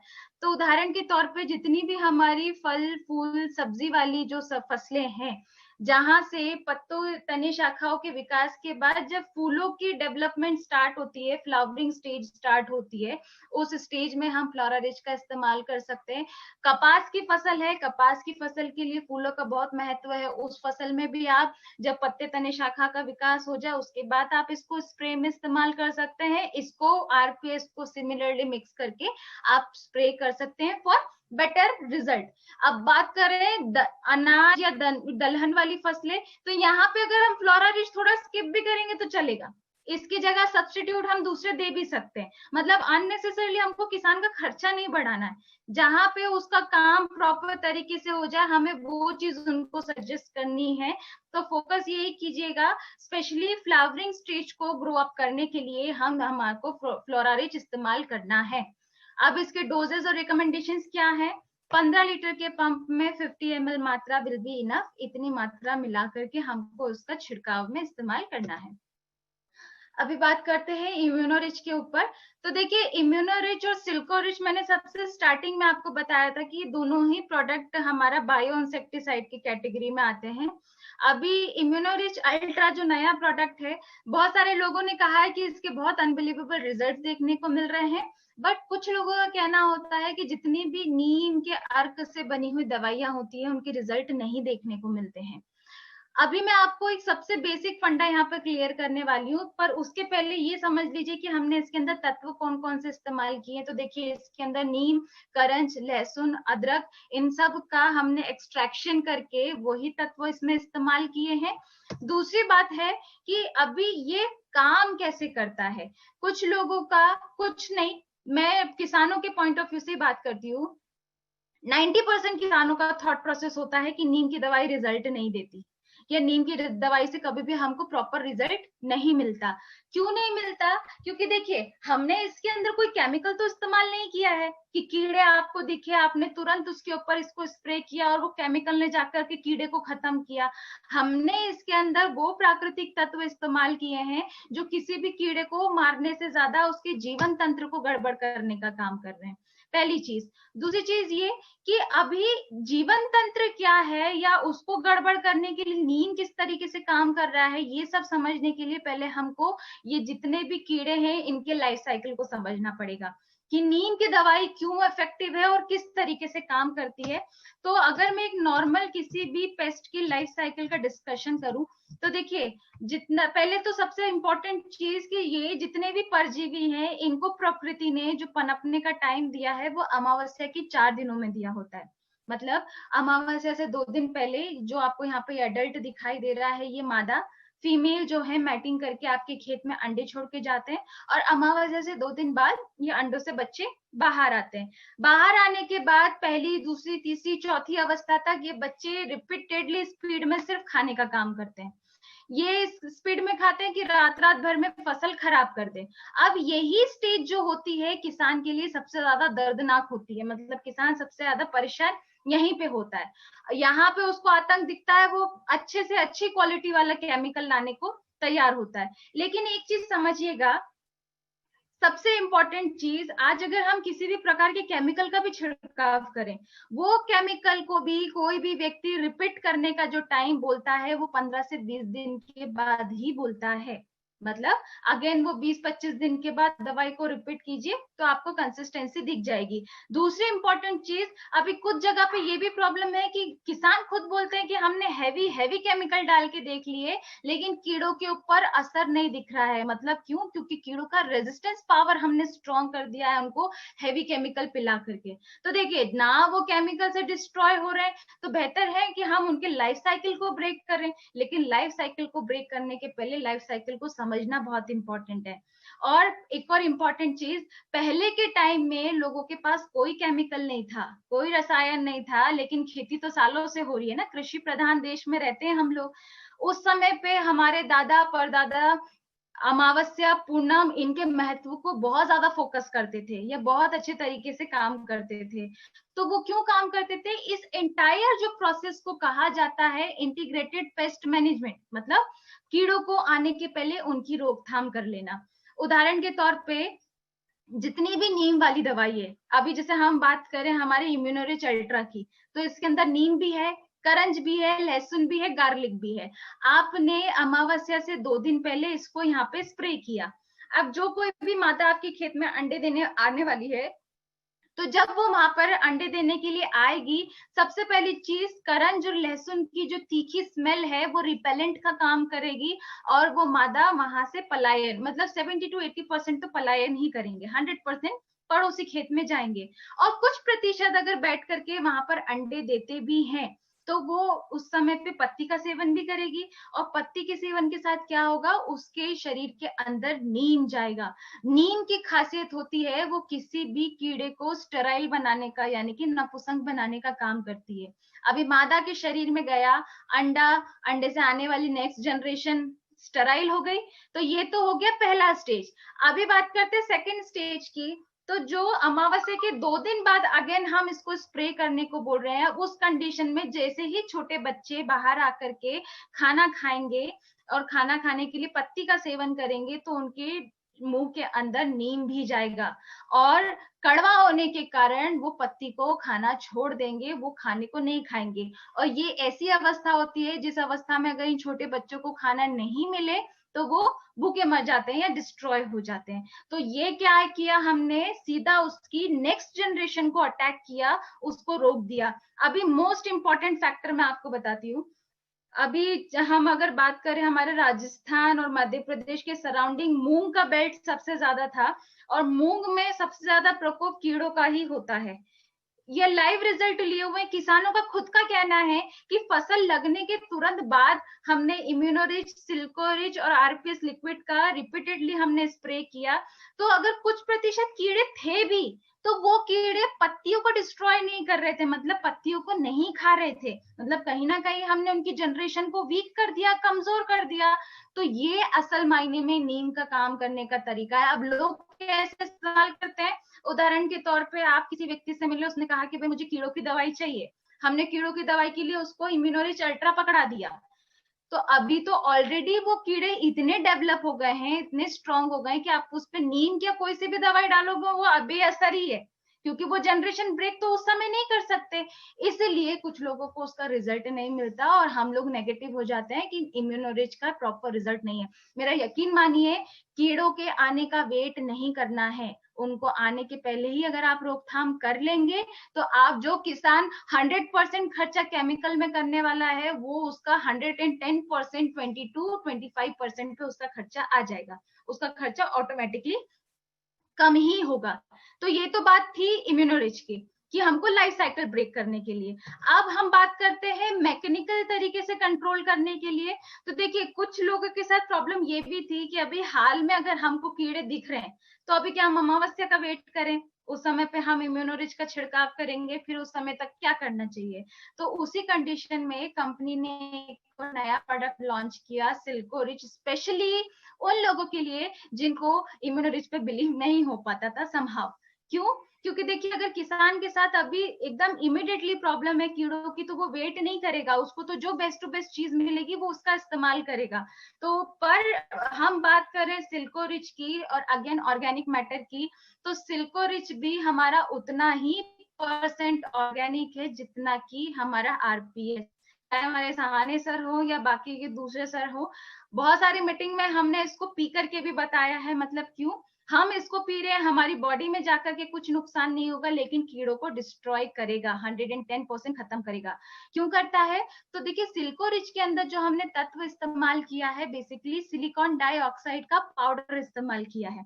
सिलिकॉन डाइऑक्साइड पाउडर की अगर मैं बात करूं, तो ये जो पाउडर है, इसकी प्रकृति होती है छोटे छोटे बारीक, बिल्कुल एकदम बारीक कांच के टुकड़ों के समान। तो जैसे ही आप इस पाउडर को आपके खेत में, जहाँ पे कीड़ों का प्रकोप है वहां पे स्प्रे करते हैं, और जितने रेंगने वाले कीड़े हैं इनके कांटेक्ट में आते हैं, तो रेंगने वाले कीड़ों की बॉडी के अंदर वो पाउडर कट लगा देता है, और जैसे उनकी बॉडी के अंदर कट लगेगा तो उनकी बॉडी का पूरा मटेरियल रिलीज हो जाएगा, तो वो कीड़े ऑटोमेटिकली खत्म हो गए। मतलब केमिकल से मारने की जगह हम क्या कर रहे हैं, मैकेनिज्म टेक्निक का उपयोग करके इनको डिस्ट्रॉय करने की बात कर रहे हैं। तो ये सिल्कोरिच के बेनिफिट थे, या काम करने का तरीका था। मैं आपको सबसे आसान चीज बताती हूँ। कोई सी भी फसल है, देखिए कीड़े आएंगे ही आएंगे, रोग लगेंगे ही लगेंगे, फंगस इन्फेक्शन, वायरल इन्फेक्शन सब देखने को मिलेगा। मेरा सीधा सा लॉजिक है, जब आप किसान भी ये जानता है कि प्रॉब्लम आने वाली है, तो प्रॉब्लम के आने का वेट क्यों करना है। प्रिकॉशनरी अगर काम व्यक्ति करता है तो उसका खर्चा 110% कम होता है। तो किसी भी फसल की बोनी के तुरंत बाद से जब किसान अपना स्प्रे या छिड़काव इस्तेमाल करता है, अभी सीजन के जो भी गोभी लगेंगे या बाकी की फसलें आएंगी, उस समय में कीटों का होगा ही इफेक्ट 100%। तो सिमिलरली हमको क्या करना है, इम्यूनोरिच, सिल्कोरिच और आरपीएस लिक्विड साइमल्टेनियसली मिक्स करके छिड़काव करना शुरू करवा देना है। 15 लीटर के पंप में 30 से 50 ml तक इम्यूनोरिच की मात्रा रखनी है, 150 ग्राम हमको सिल्कोरिच पाउडर रखना है और वही 30 to 50 ml हमको आरपीएस रखना है। तो ये तीनों चीजें मिला करके हम स्प्रे कर सकते हैं फॉर स्टार्टिंग प्रोसेस, शुरुआत से कीड़ों की रोकथाम के लिए। यहाँ पर आपका सिल्कोरिच खत्म होता है। अभी बात करते हैं नीमारिच की। तो देखिए नीमारिच आपको यहाँ पे स्क्रीन पे दिखाई दे रहा होगा। बेसिकली यहाँ पे जो ये आपको फोटोग्राफ दिख रहा है, इसमें ये सफेद कलर का कीड़ा बना हुआ है जिसको हम लोग व्हाइट ग्रब या गोबर कीड़ा कहते हैं। सबसे पहली चीज, नीमारिच सिर्फ और सिर्फ व्हाइट ग्रब के लिए है। अभी रिसेंटली 2 या 3 दिन पहले मेरे पास एक और क्वेश्चन आया था कि कुछ कीड़ों का प्रकोप देखने को मिल रहा है, तो वहां पे हम सिल्कोरिच और नीमारिच मिक्स करके दे सकते हैं क्या? तो अगेन मैं आपको क्लियर कर दूं, सिल्कोरिच पौधे के ऊपर जितने भी रेंगने वाले कीड़े हैं, जब पौधों के ऊपर कीड़ों का प्रकोप हो रहा है उसके लिए है। नीमारिच केवल और केवल सिर्फ और सिर्फ आपका व्हाइट ग्रब के लिए है, जमीन के अंदर के गोबर कीड़े के लिए है। बाकी इसको आपको किसी और चीज में नहीं इस्तेमाल करना है, स्प्रे वगैरह में नहीं देना है। अभी बात करते हैं कि ये काम कैसे कर रहा है। तो देखिए हमने क्या किया है, अगर व्हाइट ग्रब की मैं बात करूं तो ये सबसे ज्यादा जो है हमारा आलू, गन्ना, मूंगफली, इन सारी फसलों में सबसे ज्यादा नुकसान करने का काम करता है। ये जड़ को बेसिकली कतरने का काम करेगा, जड़ को डिस्ट्रॉय करता है, नीचे की नीचे जड़ खराब हो जाती है और हमें पता भी नहीं चलता है कि फसल कितना निकले कर आएगा या नहीं भी आएगा। अब ऐसी कंडीशन में किसान सबसे हैवी केमिकल का इस्तेमाल भी करता है इसको डिस्ट्रॉय करने के लिए। वो केमिकल का इफेक्ट जमीन में बहुत लंबे स्तर तक रहता है।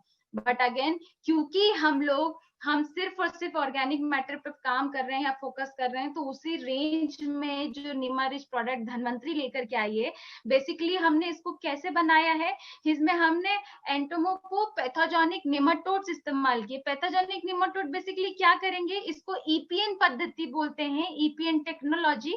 ये बेसिकली क्या करेंगे, जैसे ही जमीन के अंदर ये जाएगा, जमीन के अंदर जाकर के ये सूत्रकृमि एक्टिवेट होकर के जितने भी व्हाइट ग्रब हैं उनको ढूंढ करके उनके ऊपर अटैक करेंगे, उनकी बॉडी के अंदर एंट्री लेंगे और एंट्री लेने के बाद उनकी बॉडी का जो भी मटेरियल है उसको रिलीज कर देंगे। मतलब धीरे धीरे वो जमीन के अंदर ही डिसॉल्व हो जाएगा, खाद में कन्वर्ट हो जाएगा। तो सबसे इंपॉर्टेंट, हमने यहाँ पे किसी प्रकार का कोई केमिकल ट्रीटमेंट नहीं इस्तेमाल किया, कोई हार्मफुल केमिकल इस्तेमाल नहीं किया और ये कंप्लीटली डिस्ट्रॉय हो गया। तो ये तो था इसका हमारे फंक्शन ऑफ एरिया की कैसे काम करता है। दूसरी इंपॉर्टेंट चीज, जितने भी हमारे मित्र जीव है, उदाहरण के तौर पे केचुए, उनके ऊपर कोई भी इसका साइड इफेक्ट नहीं है, उसके ऊपर नहीं, सीधा सीधा से व्हाइट ग्रब को ही अटैक करेगा। अभी बात करते हैं डोजेस के ऊपर। तो देखिए क्या है, अगर आप इसको प्रिकॉशनरी इस्तेमाल कर रहे हैं, मतलब अगर इम्पैक्ट अब किसान को पता है कि चाहे वो गन्ना लगाए चाहे मूंगफली लगाए, यहाँ पे उसको हर बार प्रॉब्लम देखने को मिलती है। प्रिकॉशनरी अगर हम इसको इस्तेमाल कर रहे हैं तो प्री केयर में हमको 2 से 3 किलो मात्रा प्रति एकड़ में इस्तेमाल करनी ही करनी है। और अगर कुछ प्रतिशत असर दिखाई दे रहा है, ये तो बात हो गई कि नहीं दिया तब, अगर कुछ प्रतिशत असर दिखाई दे रहा है उस कंडीशन में क्या करना है, डोजेस को बढ़ा देना है, 4 किलो प्रति एकड़ रखना है। और अगर इम्पैक्ट बहुत एक्सेसिव दिख रहा है, मतलब बहुत जरूरत से ज्यादा इन्फेक्शन अगर आपको दिख रहा है, तो 5 किलो प्रति एकड़ का इसका डोज हमको रखना है। उदाहरण की तरकीब में अगर मैं बात करूं कि इसको कैसे हमको इस्तेमाल करना है, तो उदाहरण के तौर पे हम गोबर खाद जो भी इस्तेमाल करने वाले शुरुआती खेत तैयार के बाद, तो गोबर खाद के साथ ये पर्टिकुलर पाउडर की मात्रा को मिक्स करके हमको खेतों में उसको डलवाना है। जैसे जैसे इरिगेशन का पानी उसमें लगता रहेगा, दवाई डिसॉल्व होकर के जमीन में जाती रहेगी और अपने रिजल्ट दिखाना शुरू कर देगी। तो ये नीमारिच का है, स्पेशली गन्ने के लिए, मूंगफली के लिए, आलू की फसल के लिए, इन सब फसलों में ये कीड़ा सबसे ज्यादा प्रकोप करता है। वहां पे इसके अनबिलीवेबल रिजल्ट है। अभी पिछले ही सीजन में एमपी में हमने इसके आलू के ऊपर सबसे ज्यादा रिजल्ट लिए, क्योंकि आलू में सिमिलरली व्हाइट ग्रब का प्रॉब्लम होता है। तो वहां पे भी हमने इसके रिजल्ट लिए, तो वहां इसको आप इस्तेमाल कर सकते हैं। अभी बात करते हैं हम नेक्स्ट। देखिए इसी के साथ साथ अभी इसके लाइफ साइकिल को भी समझना इंपॉर्टेंट है। देखिए अभी मानसून का सीजन आएगा, हमने जैसे बाकी कीड़ों का लाइफ साइकिल समझा, उसी रेंज में ये व्हाइट ग्रब भी आते हैं। तो अभी आप यहाँ पे देख सकते हैं कि ये जो व्हाइट ग्रब है, अप्रैल मई और जून, इसमें क्या है, ये रूट फीडिंग करके जून के अभी सीजन में ये प्यूपा में कन्वर्ट होगा। फिर उसके बाद जुलाई आते आते जो है एग अंदर जमीन में जाकर के डेवलप होते रहेंगे। फिर उसके बाद ये अक्टूबर नवंबर दिसंबर तक डीप इन सॉइल, मतलब आपको जमीन की गहराई में इनका प्रकोप और ज्यादा बढ़ता हुआ दिखेगा। तो अभी मानसून के चरण से इनका प्रकोप शुरू होगा, जिसका लंबे समय तक हमको इम्पैक्ट देखने को मिलता है। अभी बात करते हैं हम लोग ट्रैपोरिज की। तो देखिए मैंने आपको जैसा कि बताया था कि ट्रैपोरिज, जो भी लोग अभी ज्यादा से ज्यादा ऑर्गेनिक फार्मिंग के ऊपर फोकस करते हैं, तो वो फेरोमोन ट्रैप्स या नॉर्मल ट्रैप्स का इस्तेमाल करते हैं। ट्रैप्स बेसिकली क्या है वो समझ लेते हैं। देखिए जितने भी रस चूसने वाले कीड़े हैं, जैसे पत्तियों का रस चूसने वाली मादा या फूलों का रस चूसने वाले कीड़े, ये जो कीड़े हैं सबसे ज्यादा आतंक फैलाते हैं फसलों के अंदर। फ्लावरिंग स्टेज में अगर रस चूसने वाला इम्पैक्ट किया तो फ्लावर से फल को बनने में प्रॉब्लम आती है। दूसरी इंपॉर्टेंट चीज, उदाहरण के तौर पे मैं सफेद मक्खी की बात करती हूँ। अगर किसी फसल में फंगल इन्फेक्शन है और वहां पे सफेद मक्खी का प्रकोप ज्यादा है, तो गारंटी है वो सफेद मक्खी उस इन्फेक्शन को और ज्यादा स्प्रेड करने का काम करेगी, और ज्यादा फैलाने का काम करेगी। एक पेड़ पे बैठेगी, वहां से इन्फेक्शन को कैरी करके दूसरे पेड़ पे ट्रांसफर करेगी। तो ऐसे स्थिति में हम एक छोटे छोटे बारीक कीड़ों को केमिकल से ज्यादा सिर्फ आसान तरीके से भी खत्म कर सकते हैं, डिस्ट्रॉय कर सकते हैं, जिसके अंदर ये ट्रैपोरिच आता है। अभी देखिए दो ये इस प्रकार के पत्ते आते हैं, एक नीले कलर का और एक पीले कलर का। सिंपल सी चीज है, जितना भी फूल के रस चूसने वाली मादा है वो पीले पत्ते की तरफ आकर्षित होती है, पत्तों का रस चूसने वाली जो मादा है वो नीले पत्ते की तरफ आकर्षित होती है। इस प्रकार से ये पूरा की पूरा इस पत्ते के ऊपर चिपक जाते हैं। इस ट्रैप्स की सबसे अच्छी खासियत ये है कि भरी बारिश में भी इसके ग्लू में कुछ नुकसान नहीं होने वाला है। ये ग्लू एज इट इज रहेगा, जब तक ये पत्ता पूरी तरीके से फुलफिल नहीं हो जाता, भर नहीं जाता है, तब तक आपको इसका इस्तेमाल करना है, ये लगे रहने देना है। तो ये ट्रैप्स आपके स्पेशली जो भी छोटे छोटे मच्छर है, मक्खियां हैं, उनके लिए काम आएगा। मैंने यहाँ पे डायग्राम आपको दिखाने के लिए भी यहाँ पे एडिट किया हुआ है कि इस प्रकार से देख सकते हैं। यहाँ पे आप सफेद मक्खी, छोटे छोटे फ्लाइज हैं, ये इनका प्रकोप सबसे ज्यादा होता है, जिनके लिए हम ये ट्रैप्स का इस्तेमाल करते हैं। अभी बात करते हैं हम लोग कंपोस्ट रिच की। तो देखिए कंपोस्ट रिच हम लोग बहुत मल्टीपल टाइम डिस्कस कर चुके हैं, और सबसे इम्पोर्टेंट चीज, ये प्रोडक्ट अभी रिसेंटली कंपनी ने लॉन्च किया है, और मेरे लिए तो ये बहुत गर्व की बात है। क्यों? क्योंकि इस प्रोडक्ट को लॉन्च करने के पीछे या मार्केट में लाने के पीछे जो है भाभा एटॉमिक रिसर्च का सबसे बड़ा योगदान है। अभी आप देख सकते हैं इस बॉटल के ऊपर यहाँ पे ब्लू कलर का एक लोगो या सील लगा हुआ है, मतलब ये भाभा एटॉमिक रिसर्च ने पर्टिकुलरली ये प्रोडक्ट जो है इनोवेट किया है हमारे धनवंतरी कंपनी के लिए, जो हमारे लिए सबसे बड़ी उपलब्धि भी है।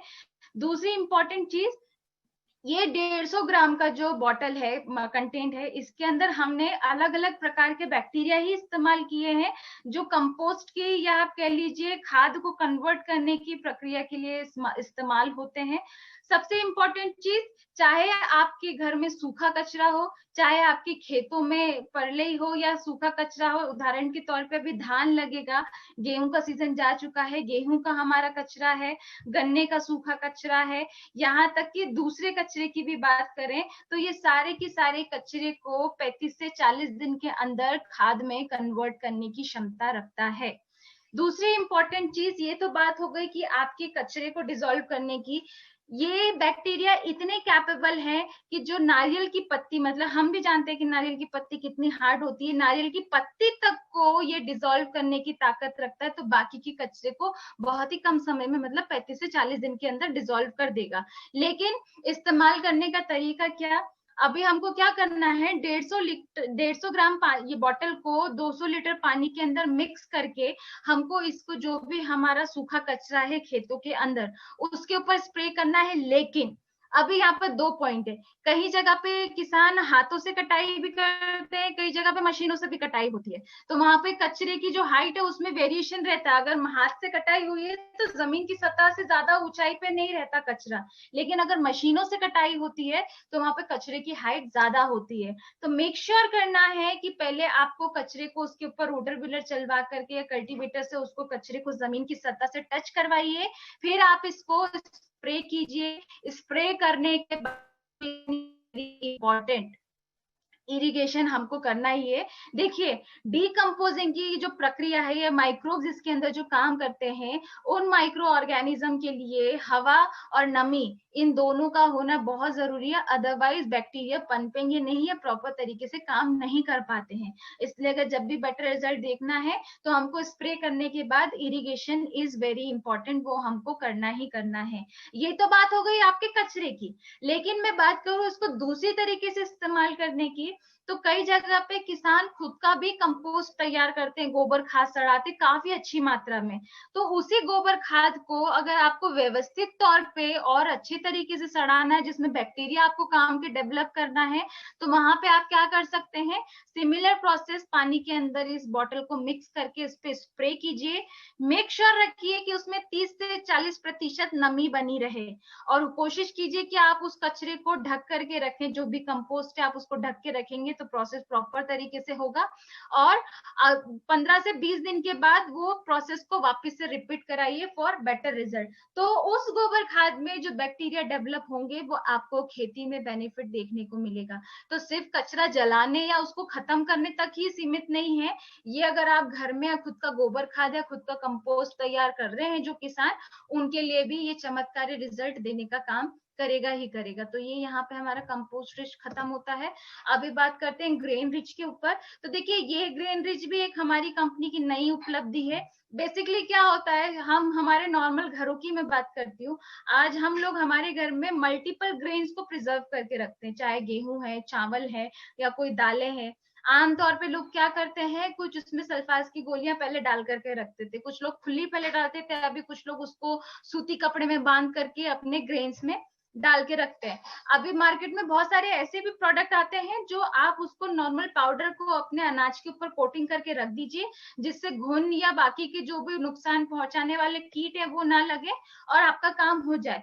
लेकिन उस समय क्या होता था, जब भी आपको अनाज इस्तेमाल करना होता था, उदाहरण के तौर पे आपने कोई केमिकल पाउडर से ट्रीट किया, तो आपको पहले अनाज को धोना पड़ता था, उसके बाद आपको इस्तेमाल करना पड़ता था। उसी रेंज में जो ग्रेन रिच प्रोडक्ट कंपनी लेकर के आई है 100% नेचुरल कंटेंट के साथ, मतलब अगर आप इसको अपना जो भी अनाज है उसके ऊपर कोटिंग करके रखते हैं तो ये उतना ही प्रॉपर तरीके से सिक्योर है जितना कि हमारे बाकी के प्रोडक्ट। आप इसको कोट करने के बाद अनाज को बिना धोए भी अगर इस्तेमाल करेंगे तो भी आपका काम हो जाना है, प्रॉब्लम नहीं होगी। मतलब इतने % ये ऑर्गेनिक कैटेगरी के अंदर आता है। 50 ग्राम का ये पैकेट है जो आपके 50 किलो तक के अनाज को कवर अप या प्रोटेक्शन देने का काम करेगा। तो ये ग्रेन रिच उस कैटेगरी में है। अभी बात करते हैं कैटल रिच की। तो देखिए, धनवंतरी सिर्फ इंसानों पे, सिर्फ खेती तक यहीं तक सीमित नहीं है। हम इसी सेगमेंट में जानवरों के लिए भी कुछ ना कुछ बेनिफिशियल चीजें लेकर के कंपनी आई है। इसमें कैटल रिच अभी आपका जो भी हम लोग हमारे घर में गाय भैंस दूसरे पशु हैं उनके ऊपर इस्तेमाल करते हैं।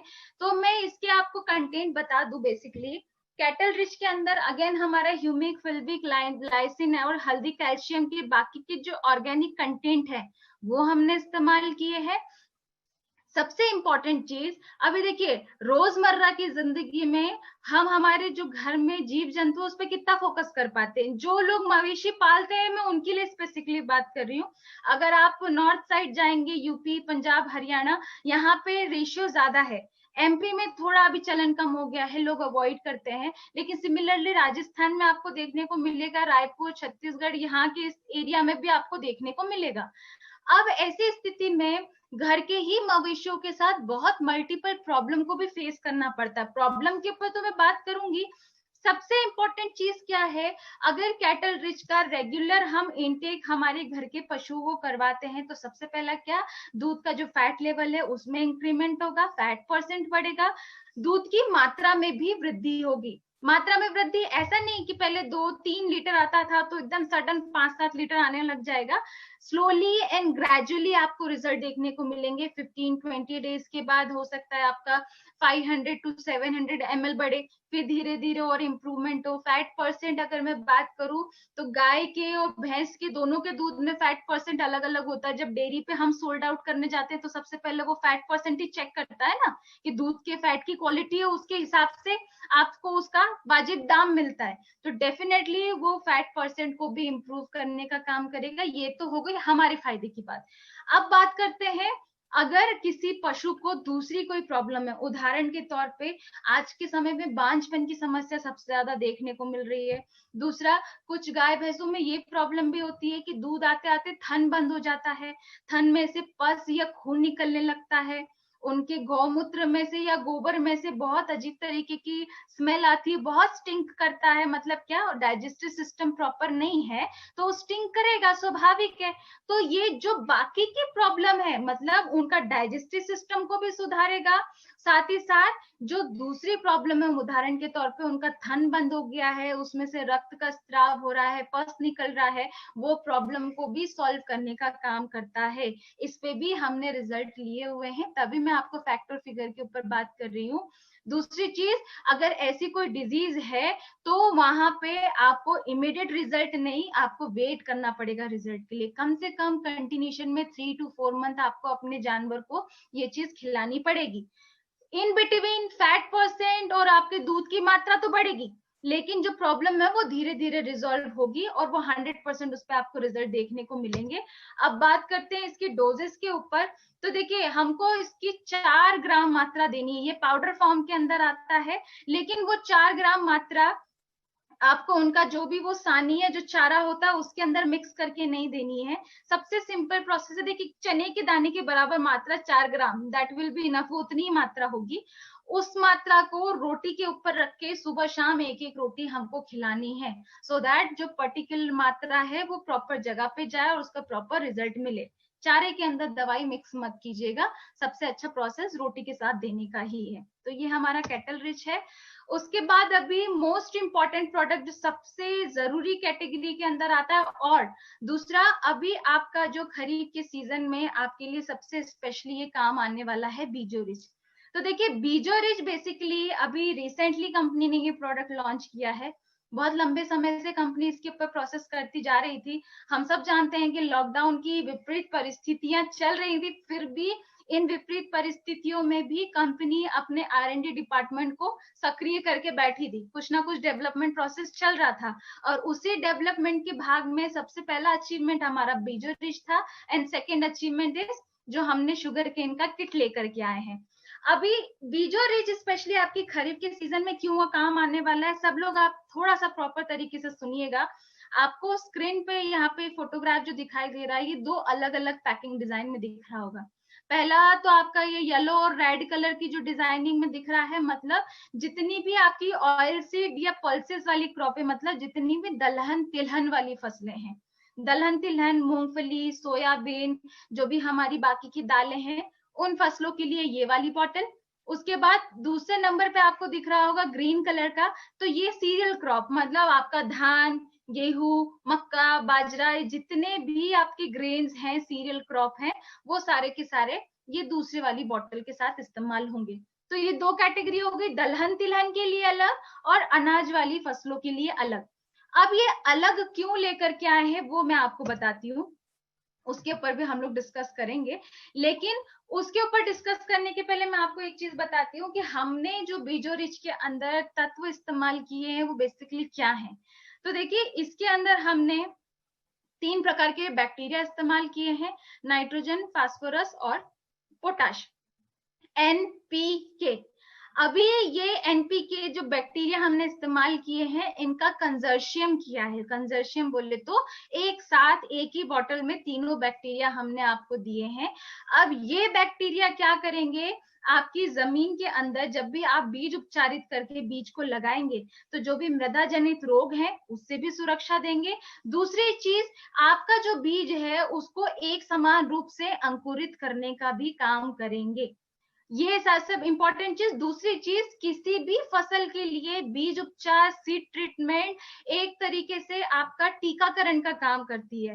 टीकाकरण हम लोग कितनी बार गर्भ संस्कार वाला टॉपिक भी डिस्कस कर चुके हैं कि क्यों बीज हमारा सीड ट्रीटमेंट जरूरी है या मैंडेट है, हमने बहुत बार उसको डिस्कस किया है।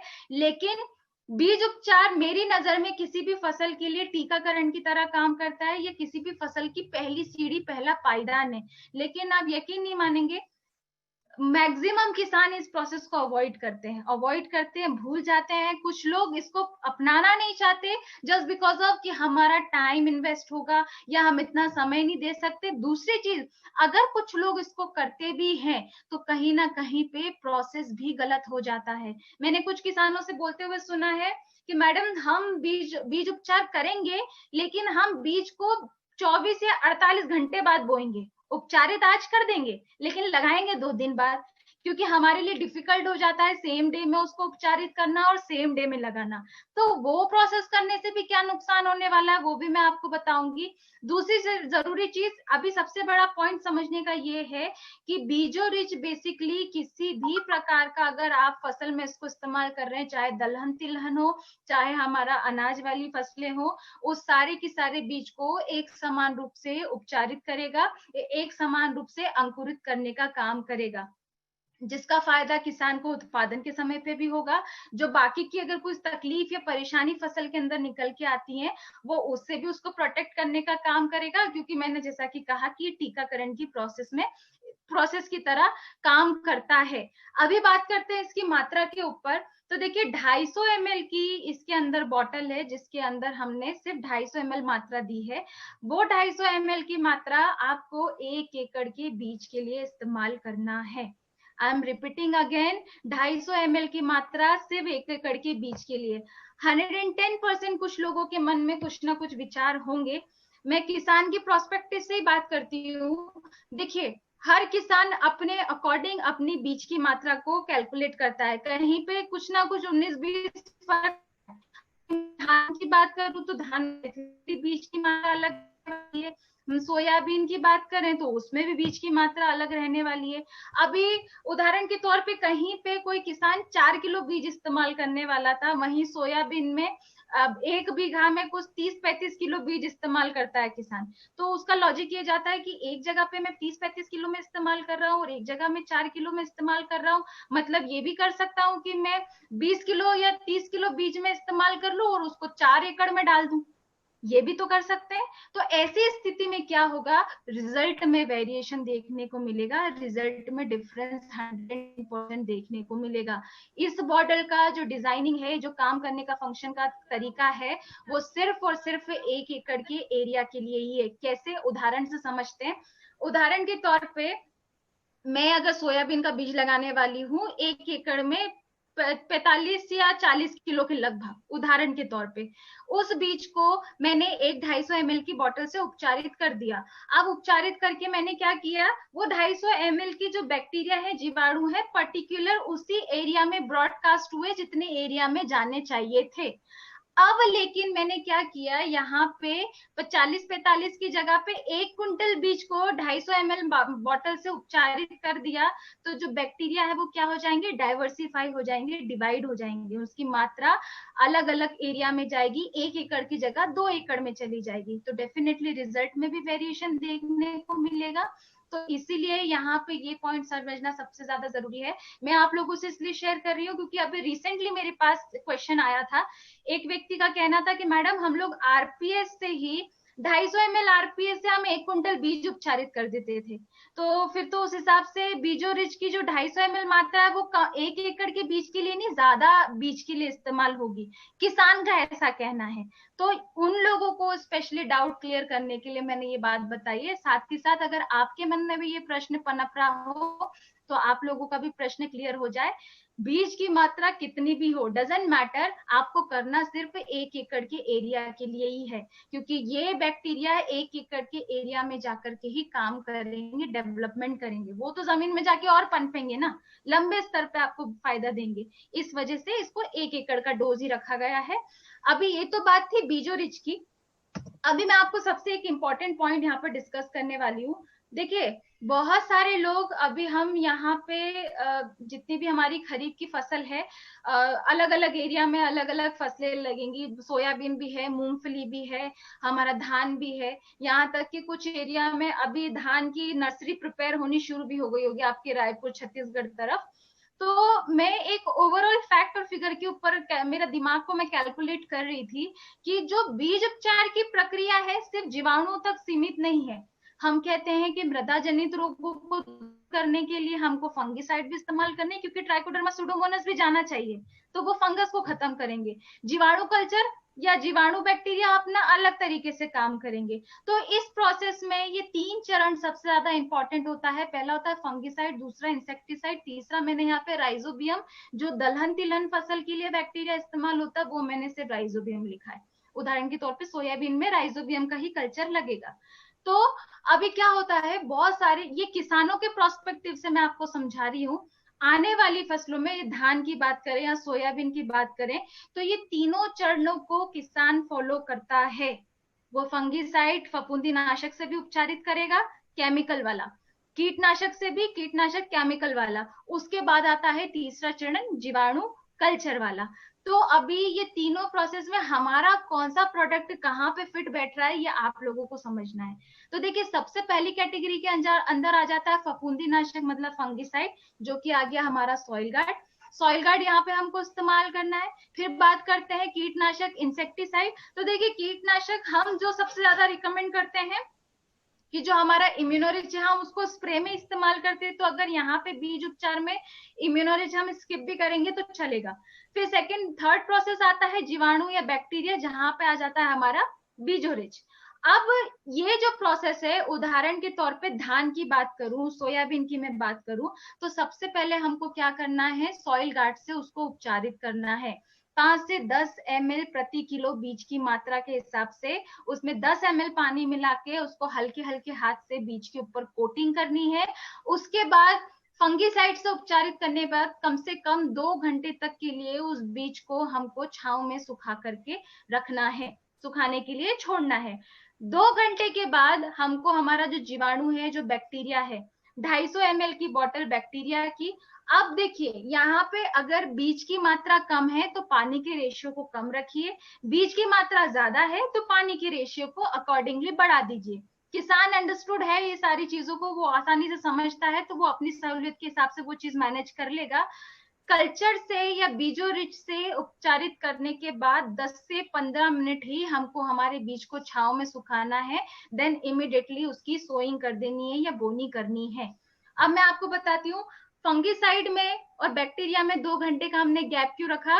एक में हमारे मित्र फंगस है, एक के अंदर हमारे बैक्टीरिया है। अगर दोनों के बीच में हमने प्रॉपर समय नहीं दिया तो आपस में कंटेमिनेशन हो जाएगा, किसी ना किसी का असर गड़बड़ होगा, इसलिए 2 घंटे का गैप रखना जरूरी है। दूसरी चीज, बैक्टीरिया से उपचारित करने के तुरंत बाद बोनी क्यों बोल रहे हैं, मतलब 15 से 20 मिनट के बाद बोनी क्यों बोल रहे हैं, क्योंकि वो बैक्टीरिया ड्राई आउट नहीं होना चाहिए। कुछ किसान अगर उसको लंबे समय तक सूखने के लिए छोड़ेंगे तो बैक्टीरिया ड्राई आउट हो जाएंगे, सूख जाएंगे, तो जो रिजल्ट मिलना चाहिए था वो मिलेगा ही नहीं, फिर किसी काम का नहीं। तो इसलिए उसको इमिडिएटली हमको सोइंग करनी है। ये आपको प्रोसेस सबसे स्पेशली ध्यान रखना है।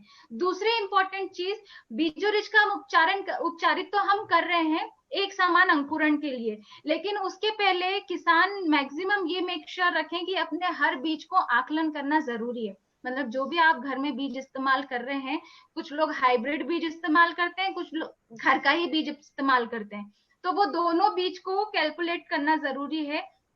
वो नमक के पानी के घोल के साथ बीज को डुबो करके छोड़ेंगे तो जितना भी खराब बीज है वो ऊपर तली पे तैरने लगेगा। जो ऊपर तैरने लग जाए वो वेस्ट मटेरियल है, मतलब वो बीज कभी अंकुरित नहीं होने वाला था। जितना जमीन के या पानी की तली में बैठ जाए नीचे की तरफ, वो ही बीज सिर्फ काम का है।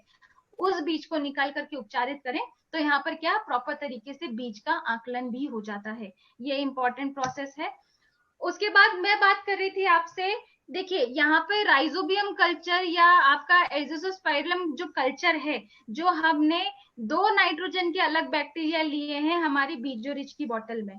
मतलब राइजोबियम हमने किस में लिया है, दलहन तिलहन वाली फसलों के अंदर, और एजोस्पाइलम हमने किस में लिया है, जितने भी हमारी अनाज वाली फसल है उनके अंदर। तो राइजोबियम बेसिकली क्या करता है, जितनी भी आपकी दलहन वाली फसलें हैं या तिलहन वाली फसलें हैं, वो आप जैसे ही उनकी फसलों की जड़ों को आप उखाड़ करके देखेंगे तो उस पे पिंक कलर का छोटे छोटे नोड्स बनते हैं, जिसके अंदर से पिंक कलर का जूस का स्राव होता है। मतलब क्या, वो जो राइजोबियम डेवलप होता है जो हवा की नाइट्रोजन, जमीन की नाइट्रोजन लेकर के पौधे को उसको खाने के रूप में मुहैया कराने का काम करता है, इसलिए उसका राइजोबियम कल्चर का अपना इंपॉर्टेंट है। दूसरी बात करें, अगर हम दलहन तिलहनों के अलावा जो अनाज वाली फसलें हैं, अनाज वाली फसल में नाइट्रोजन के बैक्टीरिया का क्या महत्व है वो समझिए। देखिए मैंने यहाँ पर आप लोगों के लिए स्पेशली मेंशन किया है। अगर हम लोग धान हो गया, मोटे अनाज हो गए, गेहूं है, जौ है, इन सारी फसलों में इसका इस्तेमाल करते हैं तो 10 से 12% तक हमको मुनाफा देखने को मिलता है, फसल में इजाफा देखने को मिलता है। ये बैक्टीरिया का महत्व है।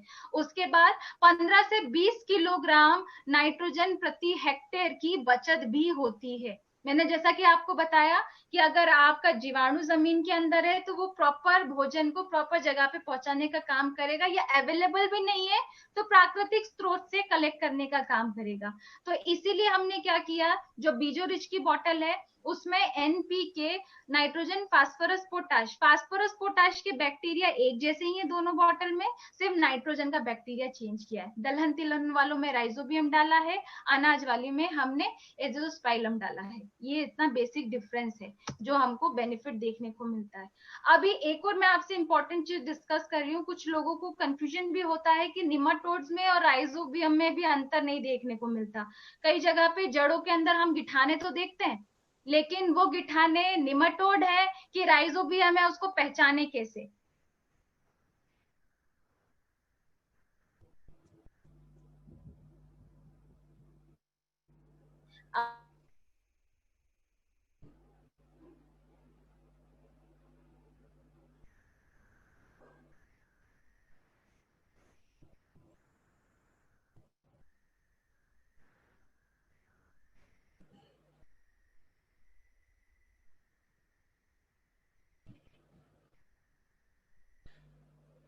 हेलो, थोड़ा मैडम का नेट का प्रॉब्लम हुआ होगा।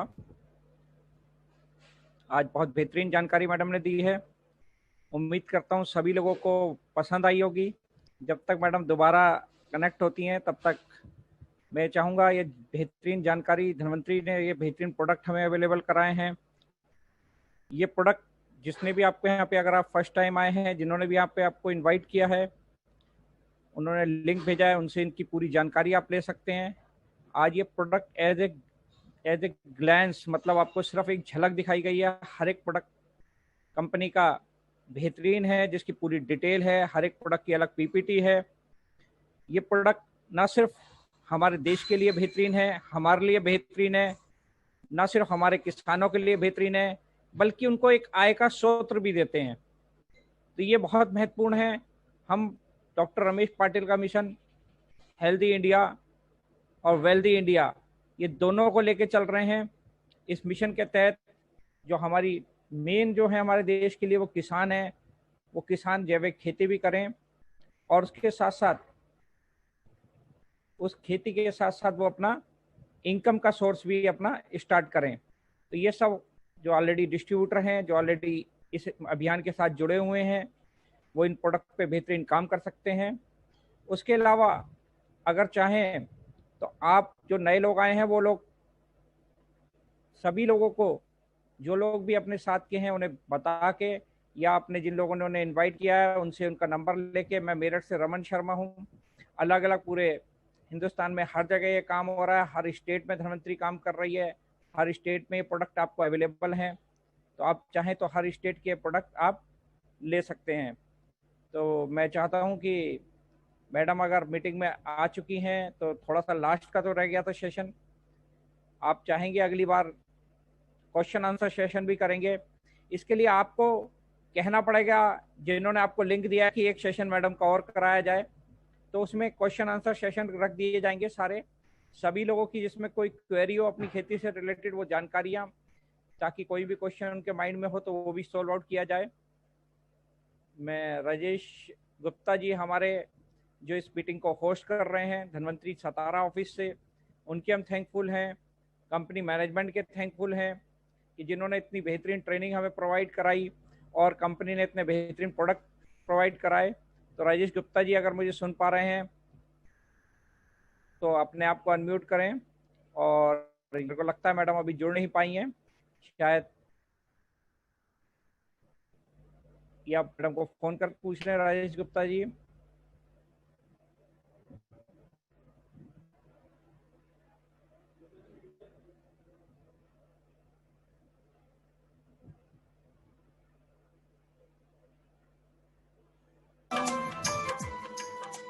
डर निश्चय हो जाएगा। आओ सतो प्रधान दुनिया की, आओ सतो प्रधान दुनिया की आधारशिला बन जाएंगे। पूर्वजों की ये स्क्रीन जिन्होंने शेयर कर रखी है प्लीज स्क्रीन को ना शेयर करें, इसमें अपनी स्क्रीन के नाम से जिन्होंने शेयर कर रखी है वो हटा लें।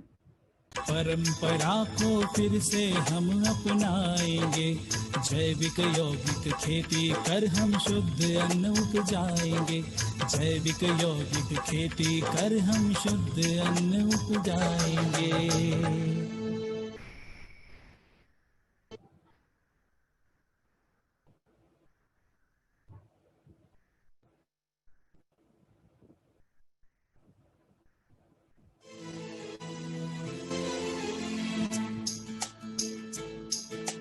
जैविक यौगिक खेती कर हम शुद्ध अन्न उपजाएंगे। जैविक यौगिक खेती कर हम शुद्ध अन्न उपजाएंगे। पूर्वजों की परंपरा को फिर से हम अपनाएंगे। पूर्वजों की परंपरा को फिर से हम अपनाएंगे। जैविक यौगिक खेती कर हम शुद्ध अन्न उपजाएंगे।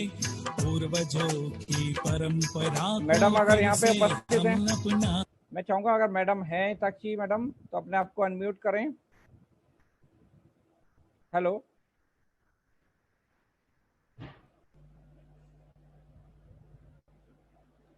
हिताक्षी मैडम, राजेश जी अनम्यूट कर दें मैडम को। मैडम ऑलरेडी हैं हमारे बीच में, तो जो रह गया है मैं अभी या तो राजेश गुप्ता जी को फोन करता हूँ।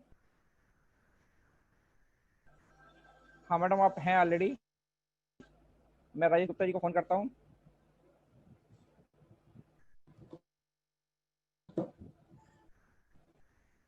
मैडम स्क्रीन शेयर करके अपना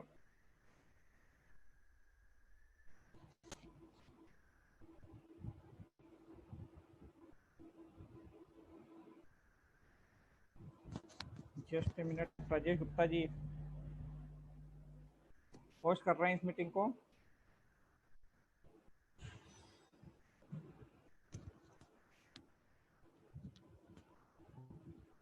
हाँ सर मैडम को अनम्यूट कर दीजिए, मैडम म्यूट है अभी। अच्छा मैं बात कर रहा था, ठीक है ओके। एक्चुअल में वहाँ पे इंटरनेट गया हुआ है सतारा ऑफिस में, इसलिए थोड़ा सा वो हो रहा है। तो मैं जब तक आप लोगों के बीच में हूँ, रमन शर्मा आपका होस्ट मेरठ से। कोई भी किसी भी प्रोडक्ट की अगर रिलेटेड जानकारी लेनी हो, किसी को पीपीटी लेनी हो इस प्रोडक्ट की प्रेजेंटेशन की, मेरा नंबर नोट कर सकते हैं 9319956579। सभी लोग धन्वंतरी से जुड़े हुए हैं। जो नए लोग आए हैं वो अपने लिंक जिन्होंने शेयर करे हैं उनके साथ लिंक जो शेयर हो रखे हैं उनसे अपना बात कर सकते हैं, उनसे कांटेक्ट कर सकते हैं। और नहीं तो मेरा नंबर एक बार फिर मैं रिपीट कर रहा हूँ, सभी लोगों के पास ये पीपीटी भी चली जाएगी 9319956579। नेक्स्ट टाइम जितनी जल्दी, अभी वहाँ पे सतारा ऑफिस में थोड़ा इंटरनेट की प्रॉब्लम है तो इसलिए अभी राजेश जी हमारे साथ जुड़ नहीं पा रहे हैं। शायद मैडम का माइक इसीलिए म्यूट नहीं हो पाया एक बार, क्योंकि वही होस्ट हैं यहाँ पे इस मीटिंग के। राजेश जी थोड़ा सा जस्ट सेकंड, तब तक आप, मैं चाह रहा हूँ अगर ये मीटिंग को कंटिन्यू रखना है तो बहुत अच्छा सॉन्ग है, इसे सुने। पूर्वजों की परंपरा को फिर से हम आगे मैडम, आगे मैडम, कर हम शुद्ध अन्न उपजाएंगे। चलिए मैडम हमारे बीच में है। हाँ जी, अनफॉर्चुनेटली प्रॉब्लम के कारण हम लोग नहीं डिस्कशन कर पाए आगे। अभी सर मुझे राजीव जी एक्सेस दे दीजिए, तो बचा कुचा जो रिमेनिंग हमारा स्लाइड है हम लोग वाइंड अप करें। ज्यादा इंफॉर्मेशन नहीं है, बट वो एक जो समरी को हमें फाइनली वाइंड अप मोडिशन पे लाना है, वो ही बस बचा हुआ है। तो आप मुझे प्लीज यहाँ से एक्सेस दे दीजिए, सो दैट मैं अपना स्क्रीन शेयर कर पाऊँ, जो भी आज का इंफॉर्मेशन वाला पार्ट है हम लोग यहाँ पे क्लोज करें।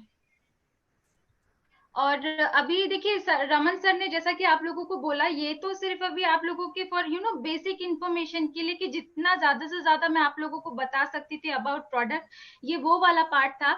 हम लोग मेक श्योर करेंगे, ये हम ऑलरेडी बाकी की टीम के साथ कर भी चुके हैं, बट क्योंकि अभी रमन सर की टीम के साथ ये फर्स्ट इंट्रैक्शन ही है, तो अभी नेक्स्ट सेशन हम लोग कोशिश करेंगे कि जो अभी इस मीटिंग में आप लोगों ने सीखा, डेफिनेटली कुछ ना कुछ क्वेरीज आप लोगों के मन में होंगी, क्योंकि ये बिल्कुल भी संभव नहीं है कि 1 घंटे या 2 घंटे के लेक्चर में सारी की सारी चीजें दिमाग में चली जाए। दैट इज इम्पॉसिबल, हो ही नहीं सकता। वो स्टूडेंट्स के साथ भी नहीं हो सकता। 1-2 घंटे का लेक्चर सुन के कुछ ना कुछ स्किप होता है। एंड सेकेंड मोस्ट इम्पॉर्टेंट, हर व्यक्ति के अपने अपने कुछ ना कुछ क्वेश्चंस हैं, क्वेरीज हैं, क्योंकि ज्यादा से ज्यादा लोग फील्ड में काम करते हैं, जो लोग एग्रीकल्चर में फोकस करते हैं। ये तो बात हो गई काम करने वाले लोगों की। दूसरा, हो सकता है आप लोगों का फार्मर का अच्छा ग्रुप हो, या फार्मर के क्वेश्चन आपके पास आते हो जिनके जवाब आपके पास नहीं हो, या कुछ क्वेश्चंस फार्मर आपके थ्रू पूछना चाहते हो। तो आप लोग अपने सारे की सारी क्वेरीज को नोट डाउन करके अपने पास रखिए। नेक्स्ट टाइम हम लोग बहुत जल्दी सिर्फ और सिर्फ आपकी क्वेरी के लिए कलेक्ट होंगे। हम ऑलरेडी गुजरात और एमपी की टीम के साथ ये सेशन कर चुके हैं, जिसमें सिर्फ क्वेश्चनर सेशन था। आपके क्वेश्चंस होंगे और सॉल्यूशन हम लोग आपको देंगे, तो दैट आप लोगों की क्वेरी भी साइमल्टेनियसली रिजॉल्व हो जाए। तो उसके ऊपर हम लोग बहुत जल्दी फोकस करेंगे। अभी फाइनली मैं जो हमारा बचा कुचा प्रोसेस है उसको वाइंड अप करती हूँ, जो हमारी इंफॉर्मेशन रह गई है। रमन सर, स्क्रीन दिख रहा है आपको? बिल्कुल मैडम, दिख रहा है, दिख गया स्कीम। ओके। तो देखिए, मैं अभी यहाँ पर आप लोगों को राइजोबियम और निमाटोड में कंफ्यूजन क्लियर कर रही थी। बेसिकली राइजोबियम जो है, हमारी जितनी भी मैंने आपको बताया दलहन तिलहन वाली फसलें हैं, उसके अंदर काम करता है। राइजोबियम का काम क्या है? देखिए, बहुत ज्यादा मैं आपको टेक्निकली लेकर के नहीं जाना चाहती, क्योंकि हर व्यक्ति के लिए समझना थोड़ा सा डिफिकल्ट है, लेकिन मैं आपको बिल्कुल हल्का करके समझाने की कोशिश क्यों कर रही हूँ, ताकि आप लोग जितना नॉलेज से अपग्रेडेड रहेंगे वो आप लोगों के काम आएगा। तो राइजोबियम बेसिकली हवा से या प्राकृतिक नाइट्रोजन को जमीन से लेकर, हवा से लेकर के पौधे को भोजन के रूप में प्रोवाइड करता है, बना करके रखता है। और जितने ज्यादा राइजोबियम के नोड्स डेवलप होते हैं, जितने ज्यादा ये गिठाने बनती है, उससे आकलन लगाया जाता है कि पौधा कितना स्वस्थ है, या फसल में वाकई में कितना अच्छा काम हुआ है। लेकिन डिफरेंस क्या आ जाता है, कुछ जगह पे अंडरस्टैंड नहीं किया जा सकता कि निमाटोड्स क्या है और राइजोबियम क्या है। तो सिंपल सा राइजोबियम को समझने का अंतर है, जब भी आपको पौधे की जड़ पे ये गिठाने दिखे, आप उन गिठानों को जैसे ही स्क्वीज करेंगे, हल्का सा मसलेंगे, उसमें से पिंक कलर का पल्प निकलता है, पिंक कलर का जूस निकलेगा, दैट मीन्स वो राइजोबियम है। जब फसल पूरी तरीके से डेवलप हो जाती है, पक जाने की कंडीशन में आ जाती है, तब वो पिंक कलर का कलर ग्रीन में कन्वर्ट हो जाता है। ये तो बात थी राइजोबियम की। लेकिन अगर निमाटोड जो है, बेसिकली ये एक प्रकार की बीमारी है जिसको हम पौधों का कैंसर भी बोलते हैं। इस बीमारी के अंदर क्या होता है, जो भी सूत्रकृमि है वो पौधे की जड़ के अंदर एंट्री लेके और वहां पे अपनी प्रजाति को फैलाने का काम करते हैं। वहीं पे अंडे देख करके फिर बच्चे डेवलप होंगे, तो पर्टिकुलर एरिया में जड़ की गिठाने जो है, गिठाने बन जाती है। तो ये बेसिक डिफरेंस है राइजोबियम में और निमाटोड्स में, जो आपको कैसे पहचानना मैंने यहाँ पे क्लियर किया है। अभी हम बात करते हैं हमारी अपकमिंग फसल, जैसा कि धान। मैक्सिमम बेल्ट अभी धान का ही कवर अप होने वाला है, चाहे मैं यूपी की बात करूं, चाहे मैं हमारे रायपुर छत्तीसगढ़ की बात करूं, चाहे मैं एमपी की बात करूं, धान का सबसे ज्यादा फोकस होगा। और देखिए, एक ही मीटिंग के अंदर मैंने कोशिश किया था कि मैं आपको धान का ही पर्टिकुलर शुरू से लेकर एंड तक सारा डिस्क्रिप्टिव समझाऊं कि कैसी मिट्टी होनी चाहिए, कितना हमको उसमें खाद का प्रबंधन रखना है, कैसे जीवाणुओं जनित रोग को रोकना है, कैसे कीट प्रबंधन करना है, कितनी मात्रा में हमको उसमें खाद देना है जिससे फसल का उत्पादन अच्छा निकल के आए। ये मैं आपको पूरा समझाऊं, लेकिन एक ही दिन में प्रोडक्ट डिस्कस करना, एक फसल के बारे में डिस्कस करना थोड़ा डिफिकल्ट होता है, वो हम लोग नेक्स्ट मीटिंग में कवर अप करने की कोशिश करेंगे। बट फिर भी धान में पर्टिकुलर जो जो रोग लगते हैं, मैंने एक उसकी शॉर्ट समरी बना करके आप लोगों के सामने लेकर के आई हूँ। तो देखिए आप लोग यहाँ पर देख सकते हैं, सबसे पहला तो होता है कौन सा, कवकीय रोग, मतलब फंगल के कारण या कवक के कारण उत्पन्न होने वाले रोग, जिसके अंदर क्या आ जाता है, बदरा आता है, तना गलन आता है, बकाने आता है, भूरी चित्ती है, अबासी है, कंगियारी है, उदबत्ता है, ये रोग की कैटेगरी है।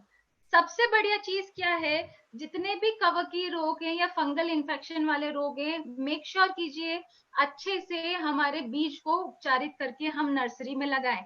अगेन सॉइल गार्ड, जो भी हमारे फफूंद जनित रोग है उनको दूर करने के लिए बेस्ट प्रोडक्ट है। तो सबसे सही तरीका यहाँ पे यही है कि हम फंगीसाइड से या हमारे सॉइल गार्ड से शुरुआत से ही फसल को बीज उपचारित करके लगवाएं, ताकि इन जो रोगों से हमको रोकथाम देखने को मिले। उसके बाद दूसरे कैटेगरी में आ जाते हैं जीवाणु जनित रोग या बैक्टीरियल रोग, जो जीवाणु के कारण होता है, जैसे कि जीवाणु पत्ती अंगमारी रोग, जीवाणु पत्ती रेखा रोग। बेसिकली जो बैक्टीरियल इन्फेक्शन फैलता है, जैसे सपोज अगर जमीन के अंदर कुछ बैक्टीरियल डिजीज रह गई और वो बाद में उसका इम्पैक्ट हमारी फसल के अंदर देखने को मिलता है, तो उसके कारण ये रोग पैदा होते हैं। फिर तीसरी कैटेगरी आ जाती है आपके वायरस रोग। बेसिकली क्या कि हम क्या करते हैं, कई जगह पे फसल के बीच में गैप नहीं होता है, मतलब क्या, सिंपल शब्दों में आपको बताऊं, कुछ लोग कंटिन्यूशन में, जैसे धान के बाद जो स्टैंडर्ड फसल है वही हम उसको फॉलो कर रहे होते हैं, तो वैसे स्थिति में वायरस का अटैक होता है या दूसरी डिजीज का अटैक होता है। सबसे बड़ी दुविधा ये है कि वायरस एक बार लगने के बाद उसका केमिकल हो चाहे हमारा ऑर्गेनिक हो, ट्रीटमेंट करना बहुत ज्यादा मुश्किल होता है। इसलिए बेहतर यही माना जाता है कि आप आपकी फसल को शुरुआत से ही उसकी रोग प्रतिकारक क्षमता को इस कदर बढ़ाइए कि जैसे अभी कोरोना कैसे हमारी बॉडी के ऊपर इम्पैक्ट डाल रहा है, जिसके इम्यून सिस्टम स्ट्रांग है उसको वो वायरस अटैक नहीं करेगा, सिमिलर कंडीशन पौधों के साथ भी होती है। और मेरा यकीन मानिए, बड़ी से बड़ी कंपनी यहाँ पे फेल हो जाती है वायरस डिजीज को ठीक करने के लिए, वहां से किसानों का खर्चा ही बढ़ता है। तो ये हमारा फर्ज बनता है कि हम किसान को समझाएं कि शुरुआत से ही हमको हमारी फसल को कैसे अपग्रेड करना है या स्ट्रांग बनाए रखना है। तो और दूसरी बात करें कि सबसे ज्यादा इन फसलों के ऊपर जो कीड़ों का या बाकी चीजों का प्रकोप देखने को मिलता है, जैसे उदाहरण के तौर पे जो भी हमारा सोयाबीन लगेगा, मूंगफली लगेगा, इनमें स्पेशली चने की इल्ली हो गई या गडल बीटल हो गया, कामलिया कीट हो गया, सफेद मक्खी हो गई, तना मक्खी हो गई, सेमी लूपर है, ब्लू बीटल है, तमाकू की इल्ली है। ये मैंने आप लोगों की इंफॉर्मेशन के लिए मटेरियल कलेक्ट किया है, क्योंकि हमारे लिए अंडरस्टैंड करना तो फिर भी दैट विल बी कन्वीनियंट, पर जिन लोगों के लिए एग्रीकल्चर स्ट्रीम ही नहीं है, तो कौन कौन सी कीड़े इफेक्ट करते, जैसे सोयाबीन में सबसे ज्यादा इम्पैक्ट यहाँ पे एमपी राजस्थान, यहाँ पे गडल बीटल का सबसे ज्यादा इम्पैक्ट देखने को मिलता है। आपके तने की यहाँ पे रिंग क्रिएट करके उसके अंदर एंट्री लेकर के ये पूरा डिस्ट्रॉय करता, पूरा की पूरा पेड़ सूखने लग जाता है। तो अगेन जितने भी ये कीड़े आपको दिख रहे हैं स्क्रीन के ऊपर, इनको कंट्रोल करने का सबसे बड़ा कारण ही यही है, सबसे अच्छा तरीका यही है। फसल आपने लगा दी, फसल लगाने के तुरंत बाद से ही 8 से 10 दिन के बाद ही जो हम स्प्रे शुरुआत कराते हैं, इम्यूनोरेज, सिल्कोरेज और स्टिकोरेज, स्पेशली क्योंकि मॉनसून का सीजन है तो दवाई के असर को बढ़ाना है, और साइमल्टेनियसली उसमें हम आरपीएस भी ऐड करा सकते हैं। शुरुआत से स्प्रे कराएंगे तो इनका कंट्रोल हो जाता है। अभी बात करते हैं फंगल इन्फेक्शन की। तो देखिए यहाँ पर आपको अलग अलग यहाँ पे प्लांट के मैंने फोटोग्राफ्स डाले हैं कि आप इसको आइडेंटिफाई कैसे कर सकते हैं। जैसे कॉलर रॉट है, चारकोल रॉट है, जड़ें सड़ने लग गई हैं, फली झुलसन है, गेरुआ रोग है, पीला मोजेक रोग है, मूंग हो गया, ये दूसरी कोई फसल है, पीला मोजेक रोग सबसे ज्यादा सफेद मक्खी के कारण फैलता है। मैंने आपको स्टार्टिंग में बताया, एक मक्खी एक पेड़ पे बैठेगी, एक पेड़ के बाद वो दूसरे पेड़ पे जाकर के ट्रांसफर होगी, तो वो वायरस को फैलाने का काम करेगी। तो इसीलिए ये जितने भी रोग हैं, सबसे पहली बात, चाहे चारकोल रॉट हो, कॉलर रॉट हो, ये क्या है, फफूंद जनित रोग है। हम अगर इनको जड़ से ही या जमीन को ही सुधारने का काम करेंगे तो ये रोगों का इम्पैक्ट हमको नाम मात्र को देखने को मिलेगा, काफी हद तक वो कवर अप हो जाता है। तो जितने भी रॉट वाले डिजीज है वहां पे हमको जमीन को सुधारना है, जहां पे वायरस अटैक वाले रोग हैं वहां पे अगर छोटे छोटे मच्छर या मक्खियों का इम्पैक्ट है तो हम उनके ऊपर नीम की दवाई का स्प्रे करके उनके ऊपर कंट्रोल करेंगे तो कुछ हद तक ये प्रॉब्लम भी कंट्रोल होने लग जाती है। बात करते हैं, आपको स्क्रीन पे दिख रहा होगा, देखिए हर बार पत्तियों का पीला पड़ना या कुछ उसमें अलग इन्फेक्शन दिखना जरूरी नहीं है कि कुछ बीमारी उसमें लगी है। कई बार ऐसा होता है कि कुछ तत्वों की कमी के कारण भी हमको पौधों के ऊपर असर देखने को मिलते हैं। जैसे आपने देखा होगा सल्फर की कमी यहाँ पे दिखा रहा है। सल्फर की कमी में बेसिकली सबसे बड़ा रीजन क्या, आप देखेंगे पूरी पत्ती के ऊपर पीले पीले धब्बे आते हैं, लेकिन जितनी भी उसकी हरी ग्रंथियां हैं, नसें जितनी भी होती हैं, वो एकदम क्रिस्टल क्लियर विजिबल होती हैं कि पूरी की पूरी नसें दिखाई दे रही है, बाकी पत्ती पीली दिख रही है।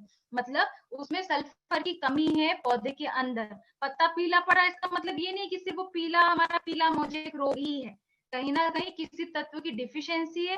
सिमिलरली अगर हमारी जिंक की कमी है तो जिंक की कमी के लक्षण देखने को मिलेंगे। पोटैश की कमी के फोटोग्राफ्स आपको ऐसे देखने को मिलेंगे, मैग्नीज का और हमारे आयरन का।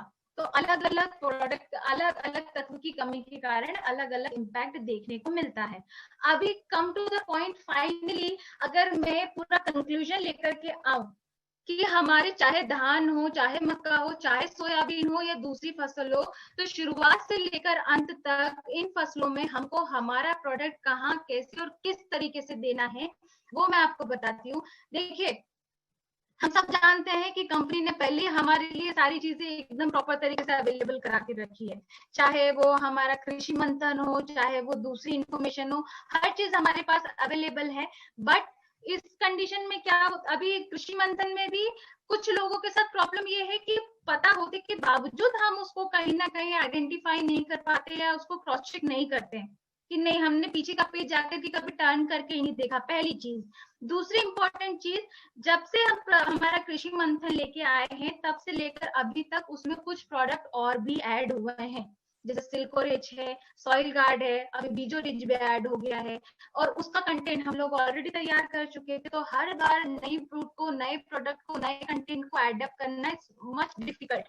तो उस कंडीशन में आप लोगों की सहूलियत के लिए ही यहाँ पे मैंने ये पूरा ब्लॉग या कंटेंट तैयार किया है कि शुरुआत से लेकर अंत तक इस फसल में आपको धन्वंतरी का कौन सा प्रोडक्ट कहाँ कहाँ पे इस्तेमाल करना है। तो आप देख सकते हैं यहाँ पे मैंने स्पेशली अभी धान और मक्का का ही लिखा है।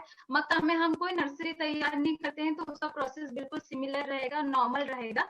मैंने नर्सरी वाला ब्लॉग इसमें स्पेशली इसलिए मेंशन किया है क्योंकि नर्सरी हम अभी धान के लिए मैक्सिमम लोग नर्सरी पे ही फोकस करेंगे। कुछ जगह पे प्लानिंग शुरू भी हो चुकी, लगाना शुरू कर देंगे। सबसे ज्यादा हमारे छत्तीसगढ़ का ही बेल्ट है धान का, उसके बाद यूपी की, पंजाब, हरियाणा भी है, कुछ प्रतिशत मध्य प्रदेश में भी है। तो जहां पे भी नर्सरी लोग तैयार करने की कोशिश कर रहे हैं, प्रिपरेशन में लगे हुए हैं, आप लोगों को उसकी इंफॉर्मेशन मिल जाएगी कि हम उनको कैसे सजेस्ट कर सकते हैं अपने प्रोडक्ट।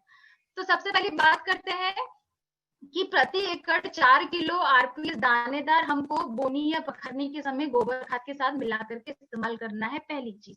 ये तो बात हो गई जो हम रो पे तैयार करके ट्रांसप्लांट करेंगे उस जमीन के लिए। लेकिन सिमिलरली जो नर्सरी आप तैयार कर रहे हैं उस नर्सरी में हम बचा कुचा खाद भी देते हैं।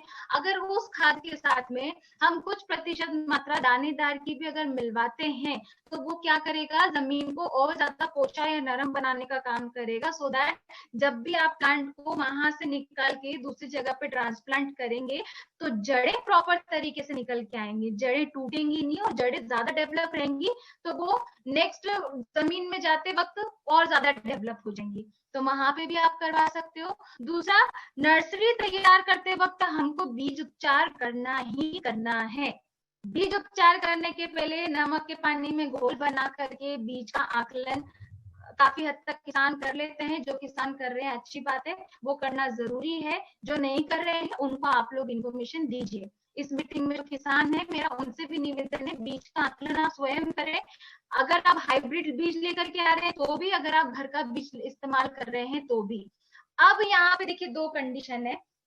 धान की जो नर्सरी है 2 प्रोसेस से तैयार होती है। पहला, जो लोग हाइब्रिड बीज लेकर के आते हैं तो उस बीज को वो क्या करेंगे, आकलन करके उसको तुरंत ट्रीट करके और खेत के अंदर जो भी उन्होंने बेड तैयार किया होता है, नर्सरी का बेड, वहां पे उसकी सोइंग कर देते हैं, पहली चीज।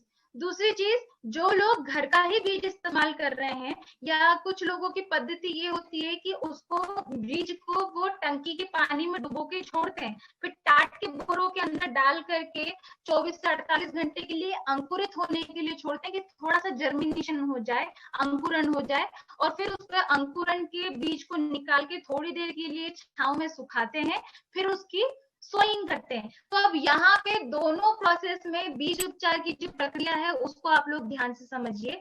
देखिए, अगर नॉर्मल हाइब्रिड बीज लेकर के व्यक्ति आया है, उसको उसने आकलन किया पानी के, नमक के पानी में, उसके बाद उसको प्रति किलो के हिसाब से 5 से 10 ml उसमें सॉइल मिलाया, उसमें 10 ml पानी मिलाया, उससे उपचारित करके 2 घंटे के लिए उसने उसको सुखाया, फिर 2 घंटे के बाद उसको बीजो रिच की 250 ml की बोतल और उसमें 50 से 100 ml आरपीएस लिक्विड, ये दोनों मिक्स करके हमको इससे उपचारित करना है, 15 से 20 मिनट के लिए छांव में सुखाना है, देन तुरंत सोइंग करवा देनी है। ये था पहला प्रोसेस।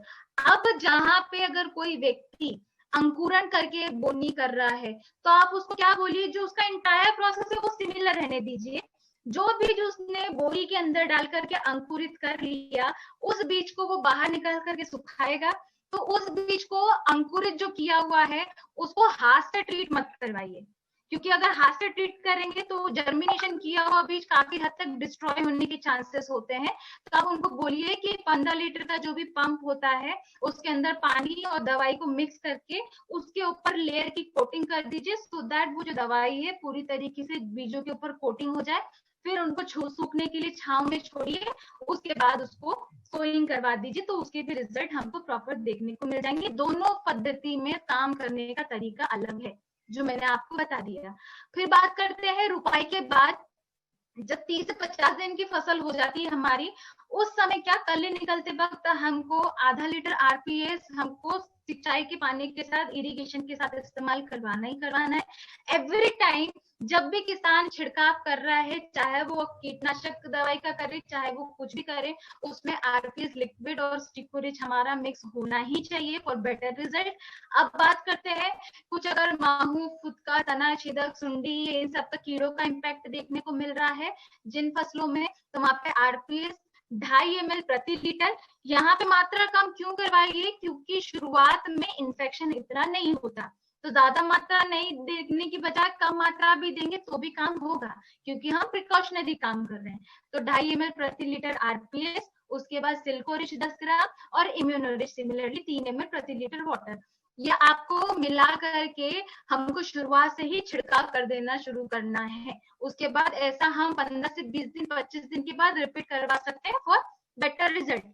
फिर नेक्स्ट आता है प्रोसेस की बोनी के जब 65 से 70 दिन हो जाते हैं, उस समय पे अगेन हमको आरपीएस लिक्विड की ड्रेंचिंग करानी है, सिंचाई के साथ देना है। आप लोगों की स्क्रीन पे विजिबल होगा, आप लोग चाहें तो इसका स्क्रीनशॉट भी ले सकते हैं, बट सिमिलरली मैंने रमन सर के साथ ये पीडीएफ शेयर किया है, तो आप लोगों के लिए और कन्वीनियंट हो जाएगा। सर भी आपको साइमल्टेनियसली डिटेल दे देंगे, तो रिकॉग्नाइज करना इजी हो जाएगा। तो ये है, यहाँ पे यूरिया डीएपी की मात्रा कम कर देनी है, जैसे कि हम लोग रिकमेंड करते हैं 30-40% जो भी मात्रा घटा रहे हैं, उस घटी हुई मात्रा की जगह पे ये प्रोडक्ट ऐड करने हैं। हमेशा मेक श्योर रखिए जो भी हम रसायन की मात्रा को कट कर रहे हैं, वो कट की हुई मात्रा की जगह पे ऑर्गेनिक मटेरियल की मात्रा को अगर बढ़ाएंगे तो किसान को बेनिफिट होगा ही होगा। 100% कट ऑफ कराएंगे, 19-20 अंतर आता है, जो कि हमको वो कॉम्प्रोमाइज किसान के साथ नहीं करना। तो ये तो था आपका धान के लिए। अभी मक्का के लिए क्या रहने वाला है वो बताती हूँ। नर्सरी बस तैयार नहीं होगी मक्का में, बाकी जो आपका पूरा इंटायर अनाज है, उस अनाज को आप सॉइल गार्ड और हमारा जो बीजो रिच है, आरपीएस लिक्विड है, उसके साथ उसी तरीके से उपचारित करेंगे जैसा नॉर्मल प्रोसेस है। बाकी आरपीएस लिक्विड का देने का तरीका वही रहेगा। 30 से 50 दिन के बाद फिर छिड़काव में मक्का में इल्ली और इन सब का इम्पैक्ट ज्यादा देखने को मिलता है, तो मक्का की सोइंग के तुरंत बाद ही 7 से 8 दिन के बाद ही आपको स्प्रे शुरू करा देने, सिल्कोरिच के, इम्यूनोरिच के, आरपीएस के, तो आपको उसके बेटर रिजल्ट देखने को मिल जाएंगे, बस नर्सरी वाला पार्ट हट जाएगा। तो ये तो था धान और मक्का का। अभी मैं बात करती हूँ सोयाबीन या मूंगफली, क्योंकि ये भी काफी हमारे सराउंडिंग एरिया में ज्यादा स्प्रेड है ये दोनों बेल्ट में। तो सोयाबीन हो चाहे मूंगफली हो, सिमिलर इनका प्रोसेस ही आपको जमीन या खेत तैयार करते वक्त 4 किलो प्रति एकड़ के हिसाब से दानेदार इस्तेमाल करना है। अच्छा, दानेदार हमारा यूरिया डीएपी के साथ भी कंपैटिबल है। अगर आप इसको यूरिया डीएपी के साथ मिक्स करके किसान डालना चाहता है तो वो यूज कर सकता है, कोई प्रॉब्लम नहीं है। फिर बात करते हैं बीज उपचार की, तो वही सिमिलर प्रोसेस, पहले सॉइल गार्ड, फिर 2 घंटे का गैप, फिर बीजो रिच, फिर उसको 15 से 20 मिनट के लिए सूखने के लिए छोड़ना है। बीजो rich plus RPS liquid, tentative मात्रा पानी की, जितना बीज है उसके हिसाब से, जितना उसको हमको ड्राई आउट करने में इजी रहे उतना पानी की मात्रा, उस हिसाब से हमको उसकी बोनी कर देनी है। अभी सोयाबीन में या मूंगफली में कुछ हद तक फफूंद जनित रोग और देखने को मिलते हैं बाद में, तो अगर उसका कुछ इम्पैक्ट देखने को मिल रहा है, जैसे पिछले सीजन में हमने मध्य प्रदेश में सोयाबीन में सबसे ज्यादा फोकस किया है, तो उसमें फंगल इन्फेक्शन बाद में भी देखने को मिलता है। पर यहाँ पे दिक्कत ये होती है कि कुछ मैक्सिमम किसान बारिश के पानी के ऊपर डिपेंडेंट होते हैं, अलग से सिंचाई नहीं करते, अलग से इरिगेशन नहीं करते हैं। तो उस स्थिति में आप क्या करवा सकते हैं, 200 लीटर पानी के अंदर हमारा आधा लीटर सॉइल गार्ड मिक्स करके आप इसको पर्टिकुलर रूट के सरफेस वाले एरिया में, मतलब ड्रेंचिंग वाले एरिया में स्प्रे करवाइए, पौधे पे स्प्रे ना कराते हुए, मतलब वो जाना चाहिए पूरी तरीके से जमीन में। फिर जो भी बारिश का पानी आएगा वो उसको डिसॉल्व करके अंदर लेके चले जाएगा, तो वो जो प्रॉब्लम है वो देखने को नहीं मिलेगी। तो बाद में भी हम सॉइल गार्ड का इस्तेमाल करवा सकते हैं। फिर जो 30 से 50 दिन की फसल हो जाए, फिर अगेन आरपीएस लिक्विड की हमको ड्रेंचिंग करानी है। हर छिड़काव में लिक्विड स्टिकोरिच इस्तेमाल करना है। अगेन वही, अगर आपको जो भी माहो, फुदका, तना छेदक, सुंडी, इन सब का संक्रमण देखने को मिल रहा है, आरपीएस लिक्विड, सिल्कोरिच और इम्यूनोरिच को मिक्स करके स्प्रे कीजिए। अगेन जब हमारा 60 से 75 दिन की फसल हो जाए, देन हमको आरपीएस को अगेन ड्रेंचिंग में इस्तेमाल करना है। ये आपका सिंपल सा प्रोसीजर है सोयाबीन मूंगफली के लिए। एक और बात ध्यान में रखिए कि जितने भी आपकी जो फसलें हैं जिनमें लगता है कि बीज उपचारित करते वक्त उनकी जो कोटिंग है, जो छिलका है, वो सेपरेट हो जाएगा, अलग हो जाएगा, तो या तो उनको आप हल्के हल्के हाथ से उपचारित करवाइए, किसान हो चाहे डिस्ट्रीब्यूटर उनको समझाने जाए वो हो, या तो फिर आप कोशिश कीजिए कि वो पंप के अंदर दवाई मिक्स करके बीज के ऊपर हल्का हल्का स्प्रे कर दे, सो दैट दवाई प्रॉपर तरीके से कोट हो जाए। उनको ज्यादा हमको रगड़ना मसलना नहीं, वरना बीज की क्वालिटी डैमेज होगी। तो ये अभी आपका यहाँ पे जो भी मेन आपका बेसिक खरीफ के सीजन की जो फसलें हैं जिनका अभी ज्यादा सीजन चल रहा है उसके लिए ये था। फिर बात करते हैं हम सब्जी की फसलों के लिए। तो देखिए सब्जी के लिए entire process will be different. यहाँ पे हमारा बैक्टोरिच का किट इस्तेमाल होगा। एक और इम्पोर्टेंट चीज समझिए, हम जो हमारा बीजो रिच लेकर के आए हैं सिर्फ अनाज, दलहन, तिलहन वाली फसलों के लिए है। बाकी चाहे हमारा गन्ने की फसल हो, चाहे फल हो, चाहे सब्जियां हो, उसमें एज इट इज हमारा बैक्टोरिच का किट इस्तेमाल होगा हमारे बैक्टीरिया के लिए। तो जितनी भी अगर सब्जी का सीजन में कोई इस्तेमाल कर रहा है, आपके सराउंडिंग किसी व्यक्ति को अगर आपको जानकारी देनी है, तो यहाँ पे भी जो अगर रोपाई के बाद से जो हम रोपे तैयार कर रहे हैं, उन रोपों को भी उपचारित करना जरूरी है। तब क्या करना पड़ेगा, बैक्टोरिच के किट में से कुछ कुछ ml मात्रा निकाल के आरपीएस के साथ मिक्स करके उनकी जड़ों को डिप कर लीजिए। जड़ डिप करना डिफिकल्ट होता है तो बेसिकली जो रोपे एक साथ इकट्ठे करके किसान रख देता है, उनकी जड़ों के ऊपर पंप से दवाई को स्प्रे कर देगा तो वो जड़ें ट्रीटेड हो जाएंगी। फिर रोपाई के तुरंत बाद जब जैसी रोपाई कर दी खेत में, उस समय पे बचा हुआ बैक्टोरिच का किट सिंचाई की पानी के साथ दे देना है। बाकी शुरुआत में मिट्टी तैयार करते वक्त दानेदार सिमिलर डोज रहेगा। फिर उसके बाद सब्जियों में, फलों में स्पेशली रोपाई के पहले ही बाद से आरपीएस लिक्विड और इम्यूनोरिच का स्प्रे शुरू करवा दीजिए, क्योंकि यहाँ पे इल्लियों का, जैसे बैंगन हो, बैंगन के अंदर वो सुंडी जो अंदर जाकर के होल्ड कर देती है, वो शुरुआत से पनपनी शुरू करती है। गोभी के अंदर वो इल्ली परेशान करती है, तो ये प्रॉब्लम आपको शुरुआत से ही कम देखने को मिलेगी। मिर्ची की मैं बात करूं तो मिर्ची के अंदर विल्ट या बाकी का जो फफूंद जनित रोग है वो ज्यादा देखने को मिलते हैं, तो वहां पे सॉइल गार्ड अच्छे से रिजल्ट दिखाएगा। तो ड्रेंचिंग के साथ जब हम आरपीएस लिक्विड इस्तेमाल कर रहे हैं, तब उसके साथ हम सॉइल गार्ड मिक्स करके इस्तेमाल कर सकते हैं। तो ये इसका सिंपल प्रोसेस है। दूसरा, छोटे छोटे कीड़ों को, मक्खी या छोटे छोटे रस चूसने वाले कीड़ों को कंट्रोल करने के लिए सिंपली हम लोग ट्रैप्स भी इस्तेमाल कर सकते हैं। बाकी के सारे कीड़ों के लिए इम्यूनोरिच, सिल्कोरिच और आरपीएस लिक्विड को मिक्स करके रेगुलरली स्प्रे करना है। और फॉर बेटर रिजल्ट हमको समय समय पे इसकी ड्रेंचिंग भी करवाना है। किसकी? आरपीएस लिक्विड की। प्लस आपको जब फूल लगने की स्टेज आ जाती है, मतलब 5% जब फल धारणा हो जाती है, तो उस समय पे कोशिश कीजिए कि आरपीएस लिक्विड और फ्लोरारिश दोनों को मिक्स करके स्प्रे करा दें, तो ये हो जाएगा। ये आज अभी आपका यहाँ पे फाइनली सब चीजें वाइंड अप होती है। ये और सारी चीजें देखिए, मैंने जैसा कि आपको बोला कि बहुत ज्यादा डिस्क्रिप्टिव वे में मीटिंग में अंडरस्टैंड करना थोड़ा सा डिफिकल्ट होता है। आई एम श्योर आप लोगों के मन में बहुत सारे क्वेश्चंस होंगे, तो ये मैं कंपनी का नंबर ही आप लोगों के साथ शेयर कर रही हूँ। ये नंबर आप लोगों की ही क्वेरी रिजॉल्व करने के लिए कंपनी ने प्रोवाइड किया है। तो आज की मीटिंग से या आपके मन में कोई प्रश्न है, आप ज्यादा से ज्यादा जो क्वेश्चन है अपने सवाल बना करके मुझे व्हाट्सएप कीजिए। कॉल करने से ज्यादा व्हाट्सएप कीजिए, क्योंकि व्हाट्सएप इजी होता है, सो दैट आपके जो नेक्स्ट मीटिंग हम रखने वाले हैं, जो क्वेश्चनिंग सेशन रहेगा जिसमें आपके सवालों के आपको जवाब मिलेंगे, आपके क्वेश्चन मेरे पास रहेंगे, तो मैं आप ही का क्वेश्चन रिपीट करके आपको उसको सॉल्यूशन प्रोवाइड करूंगी। और हो सकता है, देखिए, आपका जो क्वेश्चन है हो सकता है आने वाले 3 या 4 लोगों का सिमिलर क्वेश्चन वो भी हो, तो आपके माध्यम से बाकी लोगों के भी डाउट क्लियर हो जाएंगे। तो ये हम लोग नेक्स्ट मीटिंग में डेफिनेटली करेंगे। आप लोग चाहें तो इसका स्क्रीनशॉट ले लीजिए आप। बाकी अगर जिसके पास नंबर नहीं भी रहे, रमन सर से आप लोग ले सकते हैं। यहाँ पे फाइनली मेरा अभी जो सेशन है वो मैं वाइंड अप करती हूँ। और thank you so much Raman sir. Thank you madam, thank you. बहुत अच्छा सेशन रहा।